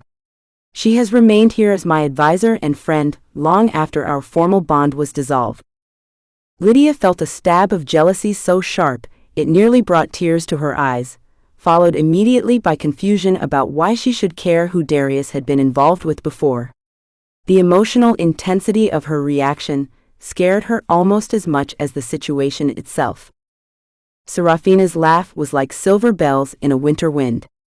"Oh, this one has spirit. I can feel the fire in her even from here. You have chosen well, my lord, though I wonder if she truly understands what she has agreed to." "Understanding will come with time," Darius said, though his tone suggested the subject was closed. "For now, please see that chambers are prepared for my bride. She will need mortal comforts while she adjusts to her new circumstances." As Seraphina glided away to carry out his instructions, Darius led Lydia through corridors lined with tapestries that depicted scenes of impossible beauty and terrible grandeur. She glimpsed battles between creatures of legend, lovers whose passion literally set the world ablaze, and celebrations that lasted for centuries. "Tell me about her," Lydia said suddenly, surprised by her own boldness. "Serafina. What was she to you?" Darius was quiet for so long that she began to think he wouldn't answer. When he finally spoke, his voice carried the weight of centuries. "She was my first attempt at companionship, born from loneliness rather than any deeper emotion. Beautiful, intelligent, perfectly suited to be a demon's bride in every way except the one that mattered most. Which was love," he said simply. "We respected each other, desired each other, ruled together with great success. But we never loved each other, not in the way that makes souls sing and hearts break. After 3 centuries, we agreed to dissolve our bond and remain friends. She chose to stay because Shadowmere had become her home, and I valued her counsel too much to refuse." They had reached a set of double doors, carved from what looked like crystallized moonlight. Darius paused with his hand on the handle, his expression suddenly vulnerable in a way that made Lydia's heart clench. "I need you to understand something," he said, his voice barely above a whisper. "What I felt when I saw you in that ruined cathedral, the reason I agreed to your bargain despite having sworn off romantic entanglements centuries ago, it was not mere attraction or amusement. You called to something in me that I thought had died long ago." Before Lydia could ask what he meant, he pushed open the doors to reveal chambers that took her breath away. The room beyond was larger than her entire cottage had been, with windows that showed not the expected hellish landscape, but a garden of impossible beauty, under a sky painted with aurora-like colors. A massive bed dominated one corner, its posts carved from dark wood and draped with silk that seemed to shift color in the light. "These are your chambers," Darius said, his formal tone returning as if their moment of vulnerability had never happened. "Everything you could need has been provided. Tomorrow we will begin your education in the ways of our realm, but tonight you should rest and recover from the transformation. Will you stay?" The words slipped out before Lydia could stop them, and she felt heat rise in her cheeks at her own boldness. Darius turned to look at her, and in his eyes she saw desire warring with something that might have been restraint. "Would you like me to?" The question hung in the air between them, weighted with implications that Lydia was only beginning to understand. She knew she should say no, should insist on time and space to process everything that had happened. She was still mourning the life she had left behind, still struggling to accept the magnitude of the changes ahead of her. But when she looked at Darius, she didn't see the demon lord who commanded legions and struck fear into the hearts of his enemies. She saw a man who had been alone for far too long, who had built this beautiful palace and filled it with wonders but had no one with whom to share them. She saw someone who, like her, was brave enough to risk everything for the chance at something real. "Yes," she whispered, and watched something profound shift in his expression. He moved toward her slowly, giving her every opportunity to change her mind, but Lydia found herself stepping forward to meet him. When his hands framed her face, she marveled at how gentle his touch could be despite the power she knew he possessed. "Are you certain?" he asked, his thumb tracing the line of her cheekbone with reverent care. "Once we cross this threshold, there will be no going back. The bond between us will deepen in ways that will change us both forever." "I'm tired of being afraid," Lydia said, surprised by the truth of her own words. "I've spent my whole life playing it safe, doing what was expected, never taking risks. Tonight I bargained my soul for my brother's life, and I would do it again without hesitation. Perhaps it's time I started living as boldly as I love." Darius's smile was like sunrise after the longest night. "Then let me show you what it means to be a demon's bride," he murmured, and bent his head to capture her lips with his own. The kiss was everything Lydia had never known she was missing. There was passion in it, yes, but also tenderness and wonder, and a sense of homecoming that made no logical sense but felt absolutely right. When Darius's arms came around her, she melted into his embrace, as if she had been made to fit against him perfectly. As the night deepened around them, and the impossible stars wheeled overhead, Lydia discovered that some kinds of damnation felt remarkably like salvation. In Darius's arms, she began to understand that love was indeed the most powerful magic of all, capable of transforming even the darkest of hearts and the most impossible of circumstances into something beautiful and new. Chapter 3: Lessons in Love and Power. The first light of the infernal dawn painted Lydia's new chambers in shades of gold and crimson as she woke in Darius's arms. For a moment, she felt disoriented, expecting to see the familiar thatched ceiling of her cottage, but then memories of the previous night came flooding back with startling clarity. She was no longer in the mortal realm, no longer entirely human, and the powerful being whose chest rose and fell beneath her cheek was now her husband in every sense that mattered. Darius stirred as she shifted in his embrace, his emerald eyes opening to focus on her with an intensity that made her breath catch. "Good morning, my bride," he murmured, his voice rough with sleep and something deeper. "How do you feel?" Lydia took inventory of herself, surprised to discover that she felt remarkably well considering the magnitude of the changes she had undergone. Her body hummed with energy she had never possessed before, and her senses seemed sharper, more acute. She could hear conversations taking place in distant corridors, smell the exotic blooms in the garden beyond her windows, and feel the pulse of magic that flowed through the very foundations of the palace. "Different," she said honestly. "Stronger. It's as if I've been living my entire life with a blindfold on, and someone has finally removed it." "The transformation is still ongoing," Darius explained, his fingers tracing lazy patterns on her bare shoulder. "Your mortal body is adapting to contain infernal power, and it will take time for the process to complete fully. You may experience some unusual side effects as your abilities manifest." As if summoned by his words, a knock at the chamber door interrupted their intimate morning conversation. Serafina's melodious voice called out, "My lord, forgive the intrusion, but your presence is required in the council chambers. It seems your absence last night has caused quite a stir among the court." Darius sighed and pressed a kiss to the top of Lydia's head. "Duty calls, I'm afraid. But first, let me introduce you to someone who will help with your education." He rose from the bed with fluid grace, seemingly unconcerned by his nakedness as he called for the visitor to enter. The woman who glided into the chamber was unlike anyone Lydia had ever seen. Her skin held the faint luminescence common to infernal beings, but her features were softer, more approachable than Serafina's otherworldly perfection.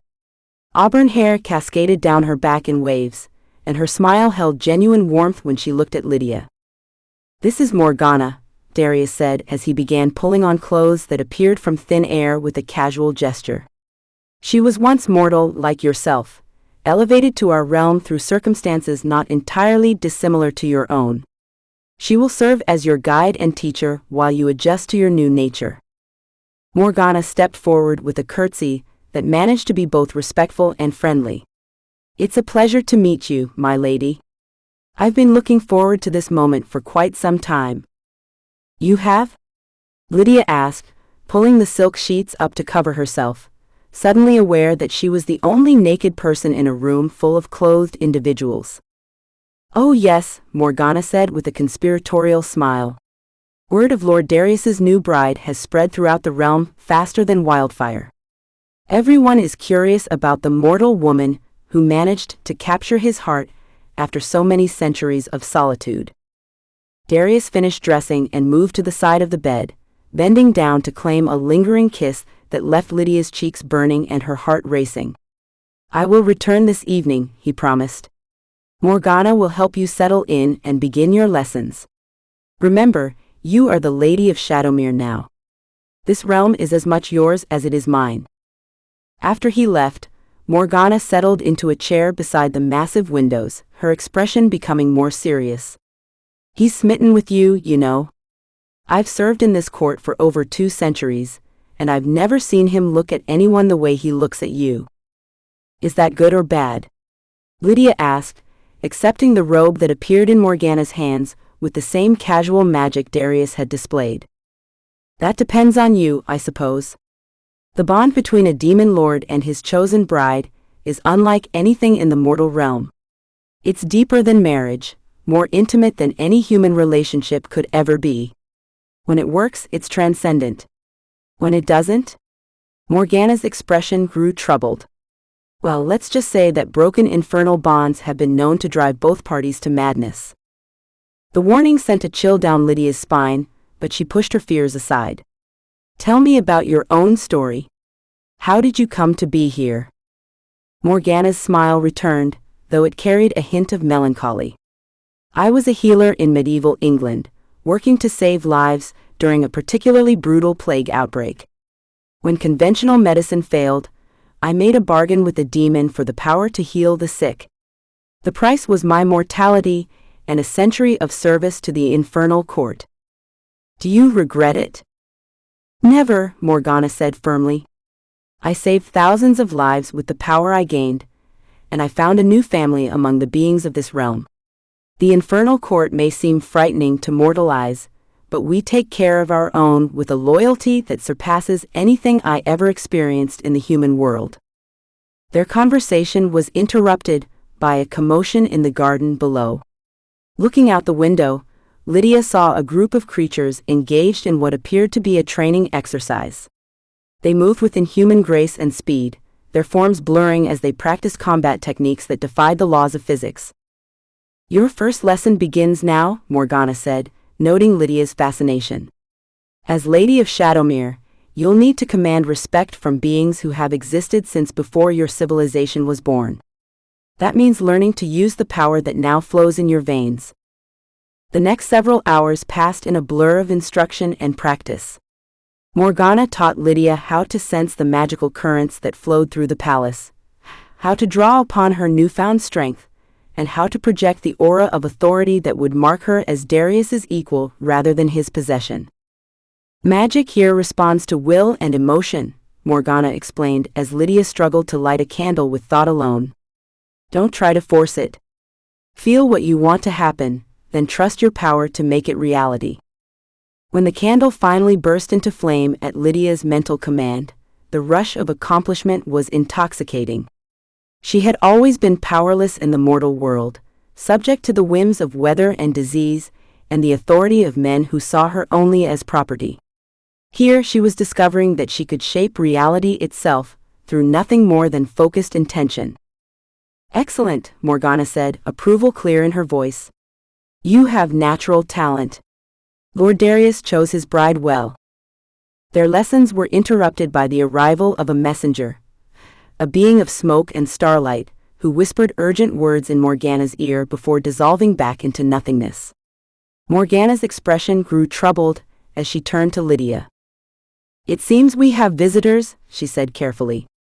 A delegation from the celestial realm has arrived requesting an audience with Lord Darius. Their timing is interesting. The celestial realm? Lydia asked, though she had a sinking feeling she already knew what that meant. Angels, Morgana confirmed. They rarely venture into our domain unless something significant has occurred. The fact that they've come so soon after your arrival is unlikely to be coincidence. Fear crept up Lydia's spine as the implications became clear. They're here because of me, aren't they? Because I made a bargain with a demon. Possibly. Or they may be concerned about the growing power of your bond with Lord Darius. When a demon lord takes a bride, it can shift the balance of power between the realms. Either way, this audience will likely determine the course of your future here. Morgana rose from her chair and moved to an ornate wardrobe that Lydia was certain hadn't been there moments before. We need to prepare you for court. As Lady of Shadowmere, you'll be expected to stand beside Lord Darius during the negotiations. The gown that emerged from the wardrobe was a masterpiece of infernal craftsmanship, woven from shadows and starlight, into a creation that would have been impossible in the mortal realm. When Lydia put it on, she felt the magic woven into its fabric responding to her presence, enhancing her natural beauty, and projecting an aura of power that made her feel truly worthy of her new title. Remember, Morgana said as they prepared to leave the chambers, you are no longer the frightened village girl who stumbled into that summoning circle. You are Lady Lydia of Shadowmere, bride to one of the most powerful beings in existence. Let them see that strength." As they walked through corridors filled with creatures bowing respectfully in their wake, Lydia felt something settling into place within her chest. The fear was still there, but it was tempered now by determination and a growing sense of belonging. She had made her choice when she accepted Darius's bargain, and she would face whatever consequences arose with the same courage that had driven her to summon a demon in the first place. The throne room they entered was filled with a tension so thick it was almost visible. Darius sat upon his throne of black crystal, magnificent in his authority, but Lydia could see the strain around his eyes as he faced the delegation of celestial beings arrayed before him. The angels were beautiful in an alien way, their perfection cold and remote compared to the vibrant life that filled Shadowmere. When Darius saw her enter, his expression brightened with relief and something deeper. He rose from his throne and extended his hand to her, and Lydia felt her heart swell with pride as she took her place beside him. Whatever challenges lay ahead, they would face them together, bound by love and magic and the unbreakable will to protect what they had built. "Gentlemen," Darius said, his voice carrying the authority of millennia, "allow me to present my bride, Lady Lydia of Shadowmere. She stands as my equal in all things, and her word carries the same weight as my own." The lead angel's perfect features twisted with something that might have been distaste. "Lord Darius, it is precisely this development that brings us here today. The balance between our realms has always been delicate, and we fear that your new alliance may threaten the stability we have all worked so hard to maintain." Lydia felt power stirring within her chest, responding to the implicit threat in the angel's words. When she spoke, her voice carried harmonics that hadn't been there that morning, resonating with authority that surprised even her. "Then perhaps," she said, meeting the angel's gaze without flinching, "it's time for a new kind of balance. One based on mutual respect rather than mutual fear." The silence that followed her words was profound, and Lydia realized that her education in power and politics was about to become far more intensive than she had ever imagined. Chapter 4: The Test of Heaven. The angel who had spoken first stepped forward, his luminous form radiating disapproval like cold light from a distant star. "Lord Darius, surely you cannot mean to allow a newly transformed mortal to speak for your realm in matters of such delicate diplomacy." Lydia felt Darius's hand tighten slightly on hers, a warning to let him handle the situation, but something rebellious flared within her chest. She had spent her entire mortal life deferring to the authority of others, accepting their judgment of her worth and capabilities.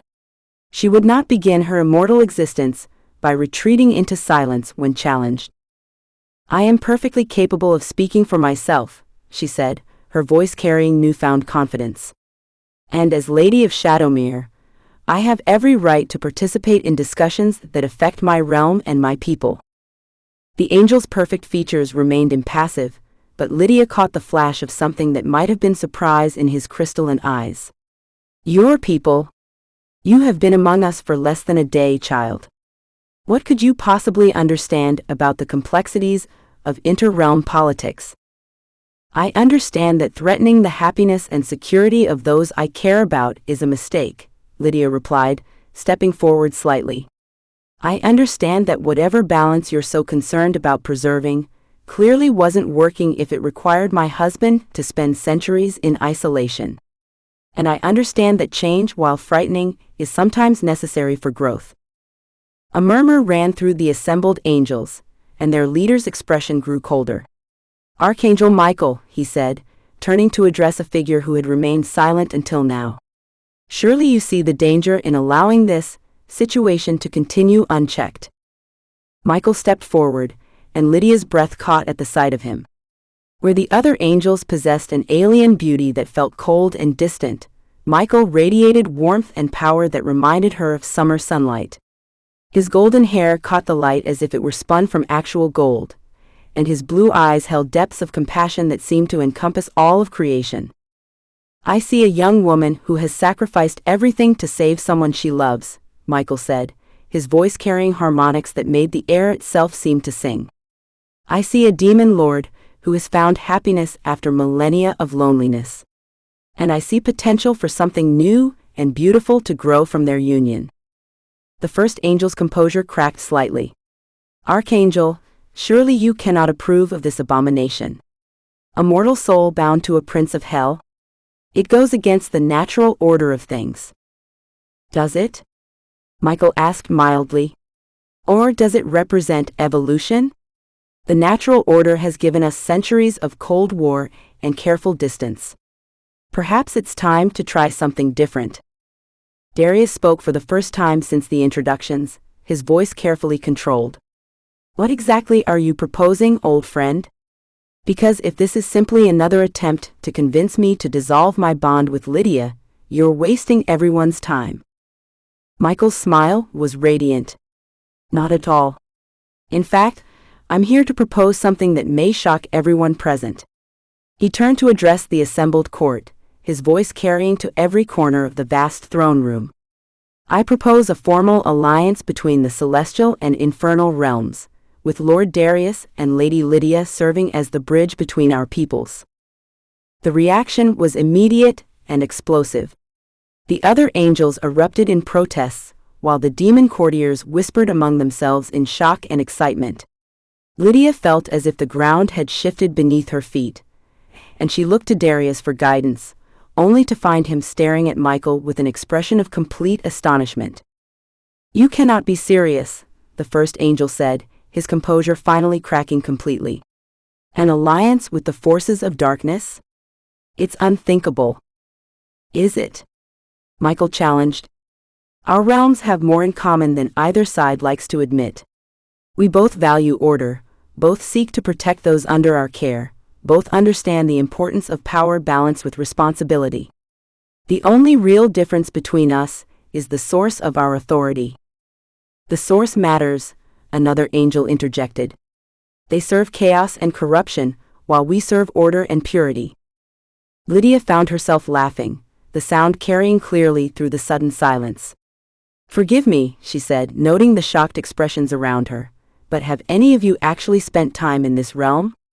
I've been here less than a day, and already I've seen more beauty, more genuine care for others, and more personal freedom than I witnessed in my entire mortal life. She gestured to the magnificent throne room around them, to the gardens visible through the crystal windows, to the diverse gathering of beings who served in Darius's court.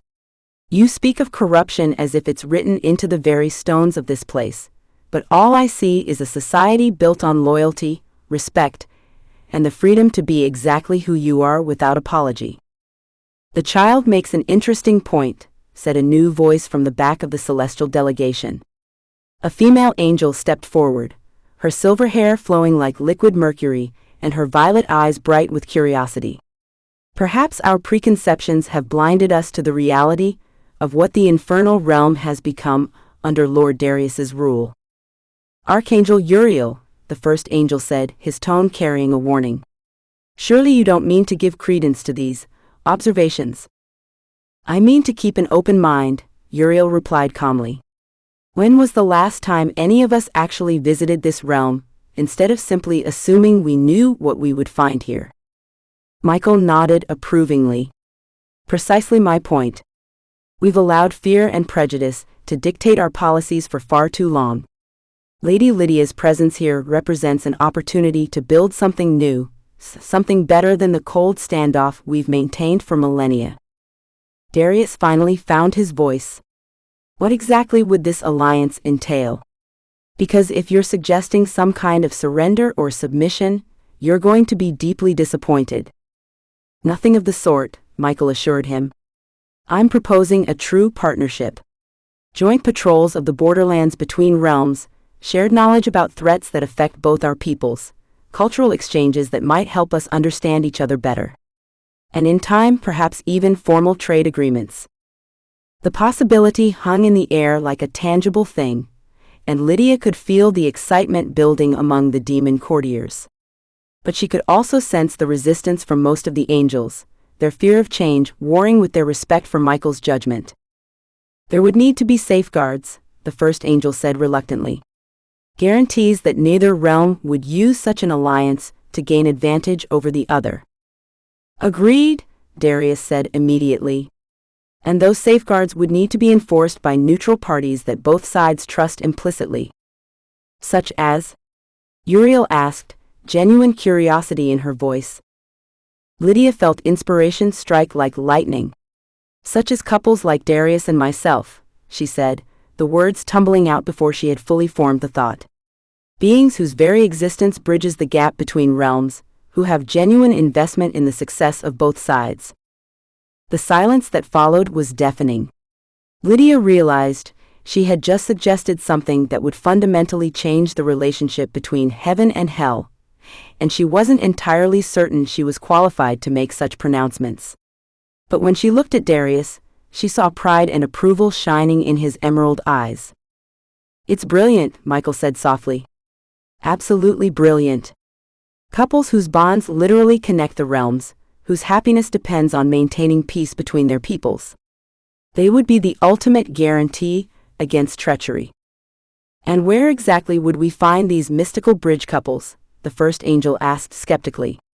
It's not as if such unions occur regularly. No, Darius agreed thoughtfully, but they could be encouraged. There are others like Lydia in the mortal realm, souls capable of making the transition to our world. And I suspect there are angels who might be willing to explore connections beyond the rigid hierarchy of the celestial realm. Uriel's cheeks colored slightly, and Lydia wondered if the archangel was thinking of someone specific. The possibility that angels might be capable of the same loneliness and desire for connection that plague demons was both fascinating and oddly comforting. This conversation has taken a turn I did not anticipate, the first angel said stiffly. I believe we need time to consider these proposals more carefully. Of course, Michael said graciously. But while you deliberate, I would like to request permission to remain here as a guest of Lord Darius and Lady Lydia. It would be valuable for me to observe their realm firsthand, and perhaps learn more about how such an alliance might function in practice. The request sent another ripple of shock through both delegations, but Darius nodded immediately. You are welcome in Shadowmere for as long as you wish to stay. I believe you'll find our hospitality quite civilized. As the angels prepared to depart, their leader turned back to deliver what was clearly meant as a final warning. Lord Darius, I hope you understand the magnitude of what you're contemplating. If this alliance fails, if it leads to chaos or war between our realms, the responsibility will rest squarely on your shoulders. With respect, Lydia interjected before Darius could respond, the responsibility will rest on all of our shoulders. Change is never easy, but it's often necessary. My husband and I are willing to take that risk, because we believe the potential rewards far outweigh the dangers. After the delegation departed, leaving only Michael behind, the throne room erupted in excited conversation. Courtiers clustered together to discuss the implications of the proposed alliance, while Serafina approached the throne with an expression of amazed approval. Well, she said, her musical laugh carrying clearly over the din, I certainly didn't expect my quiet morning to include a complete restructuring of inter-realm politics. You do realize what you've just committed yourselves to? A chance to build something better than what came before, Darius said, his arm tightening around Lydia's waist. And a future where our children won't have to choose between the light and the dark, but can embrace both.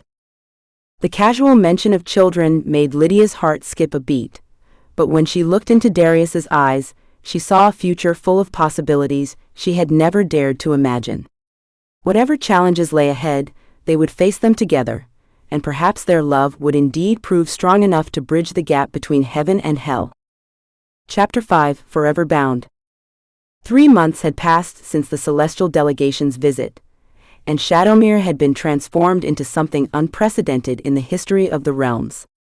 The formal alliance between heaven and hell had been ratified after weeks of careful negotiation, with Lydia and Darius serving as the primary mediators between factions that had viewed each other as enemies for millennia. Now, as Lydia stood in the palace gardens watching angels and demons work side by side to establish the first inter-realm communication center, She marveled at how quickly the impossible had become routine. Michael had taken up permanent residence in the guest wing, his presence serving as both symbol and guarantee of the new accord. More surprisingly, Uriel had requested an extended assignment to the project, citing her expertise in magical communications as essential to its success. "Penny for your thoughts?" Darius said, materializing beside her with the silent grace that still caught her off guard despite their months together.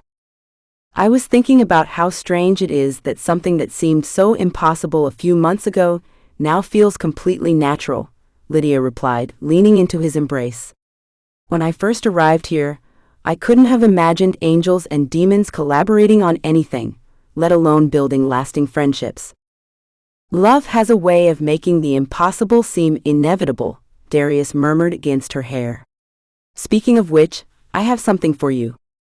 He stepped back and withdrew a small velvet box from his coat, and Lydia's breath caught as he dropped to one knee before her.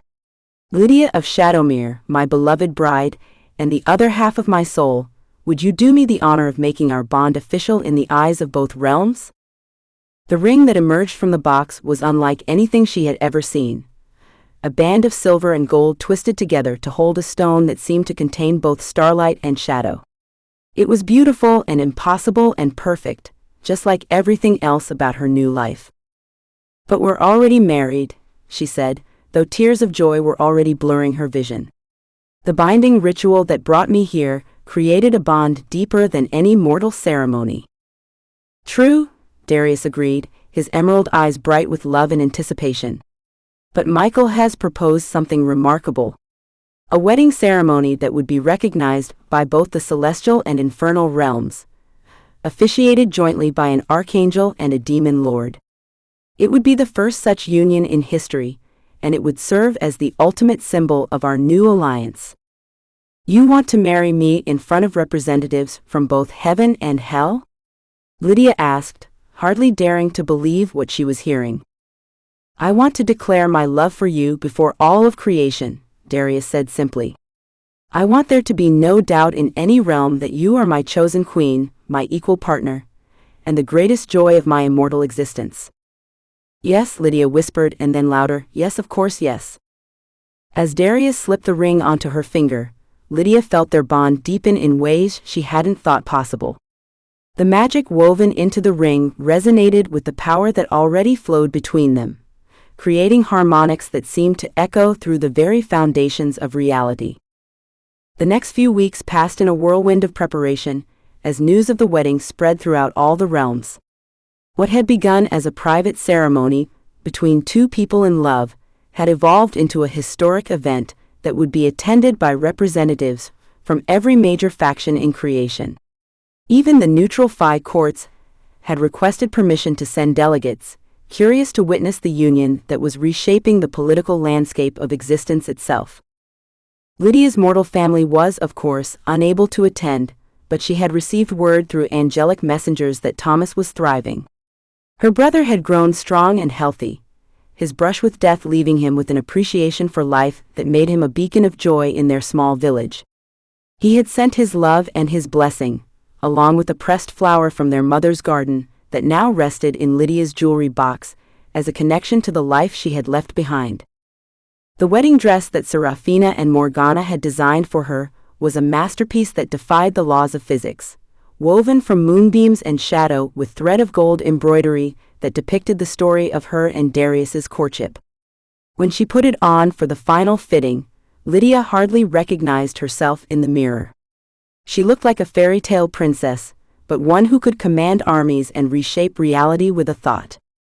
"You look magnificent," Morgana said, tears streaming down her cheeks as she made final adjustments to the flowing train.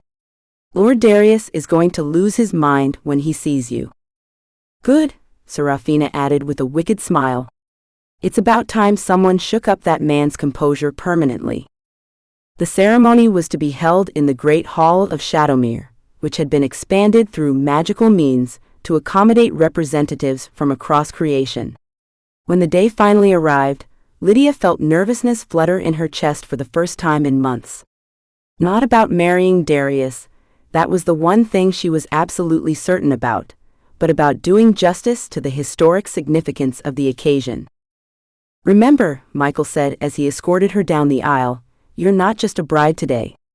You're a symbol of hope for everyone who believes that love can triumph over ancient prejudices and fears." The hall was filled with beings of impossible beauty and power, creatures that mortals had worshipped and feared since the dawn of time. But Lydia had eyes only for Darius, who stood waiting at the altar in formal robes that made him look like the prince he truly was. When their gazes met, everything else faded away, leaving only the two of them and the love that had brought them to this moment. The ceremony itself was unlike anything that had ever been performed before. Michael spoke the celestial vows that bound souls together in eternal light, while Serafina recited the infernal promises that connected hearts across all planes of existence. When it came time for the exchange of personal vows, Lydia felt her voice shake with emotion as she spoke the words she had written in the deepest chambers of her heart. "Darius, my beloved, my salvation and my damnation both, you have given me a life beyond my wildest dreams and a love beyond my greatest hopes. I promise to stand beside you through whatever challenges may come, to rule with wisdom and compassion, and to love you with every breath of my immortal existence." Darius's own vows were spoken with such profound emotion that several angels openly wept. "Lydia, my brave, beautiful bride, you have transformed not just my existence but my understanding of what it means to live. You have brought light to my darkness and shown me that even demons can learn to hope. I promise to cherish you, protect you and love you until the stars burn out and time itself comes to an end." When they kissed to seal their union, power exploded outward from their joined forms, visible to every being present as waves of silver and gold light that danced through the air like aurora. The magic that bound them was no longer a private thing, but a beacon that would guide other couples seeking to bridge the gaps between their worlds. The celebration that followed lasted for 3 days and nights, with representatives from every realm sharing food, music, and stories in a festival of unity that had never before been attempted. Lydia danced with archangels and demon lords alike, finding common ground with beings she had once feared and forming friendships that would last for centuries. But the most meaningful moment came on the final night, when she and Darius stole away to a private balcony overlooking the transformed gardens of Shadowmere. Below them, angels and demons walked together in perfect harmony, some deep in serious conversation while others laughed and played games that transcended the boundaries of their origins. "Do you ever regret it?" Darius asked quietly, his arms wrapped around her as they watched their two peoples learning to become one. "Giving up your mortal life for this madness?" Lydia turned in his embrace, studying the face she had come to love more than her own life. "Never," she said firmly. "Not for a single moment. This madness has given me purpose, power, and a love that literally reshapes reality. How could I regret becoming everything I was meant to be?" "And what are we meant to be?" Darius asked, though his smile suggested he already knew the answer. "A bridge," Lydia said, rising on her toes to kiss him softly. "A proof that love is stronger than fear, that change is possible, and that even the most ancient enemies can become family if they're willing to take the first step." As if summoned by her words, shooting stars began to rain down from the impossible sky above Shadowmere, each one carrying the wishes and blessings of beings who had never dared to hope for peace between the realms. And in the garden below, Lydia caught sight of Michael and Uriel walking hand in hand, their own love story just beginning to unfold. The demon's bride had become something far greater than either bride or demon could have imagined. She had become the herald of a new age, the living symbol of love's power to transform even the most impossible circumstances into something beautiful and new. And as she stood in her husband's arms, watching the birth of a better world, Lydia knew that some kinds of damnation were actually the deepest forms of salvation. In the distance, church bells rang in the mortal realm where her brother still lived and thrived, calling the faithful to morning prayers. But here in Shadowmere, surrounded by angels and demons united in celebration, Lydia had found a different kind of faith, faith in love's power to heal ancient wounds and build bridges across any divide. The forbidden love story had become a love song that echoed across all of creation, and its melody would play on until the end of time itself.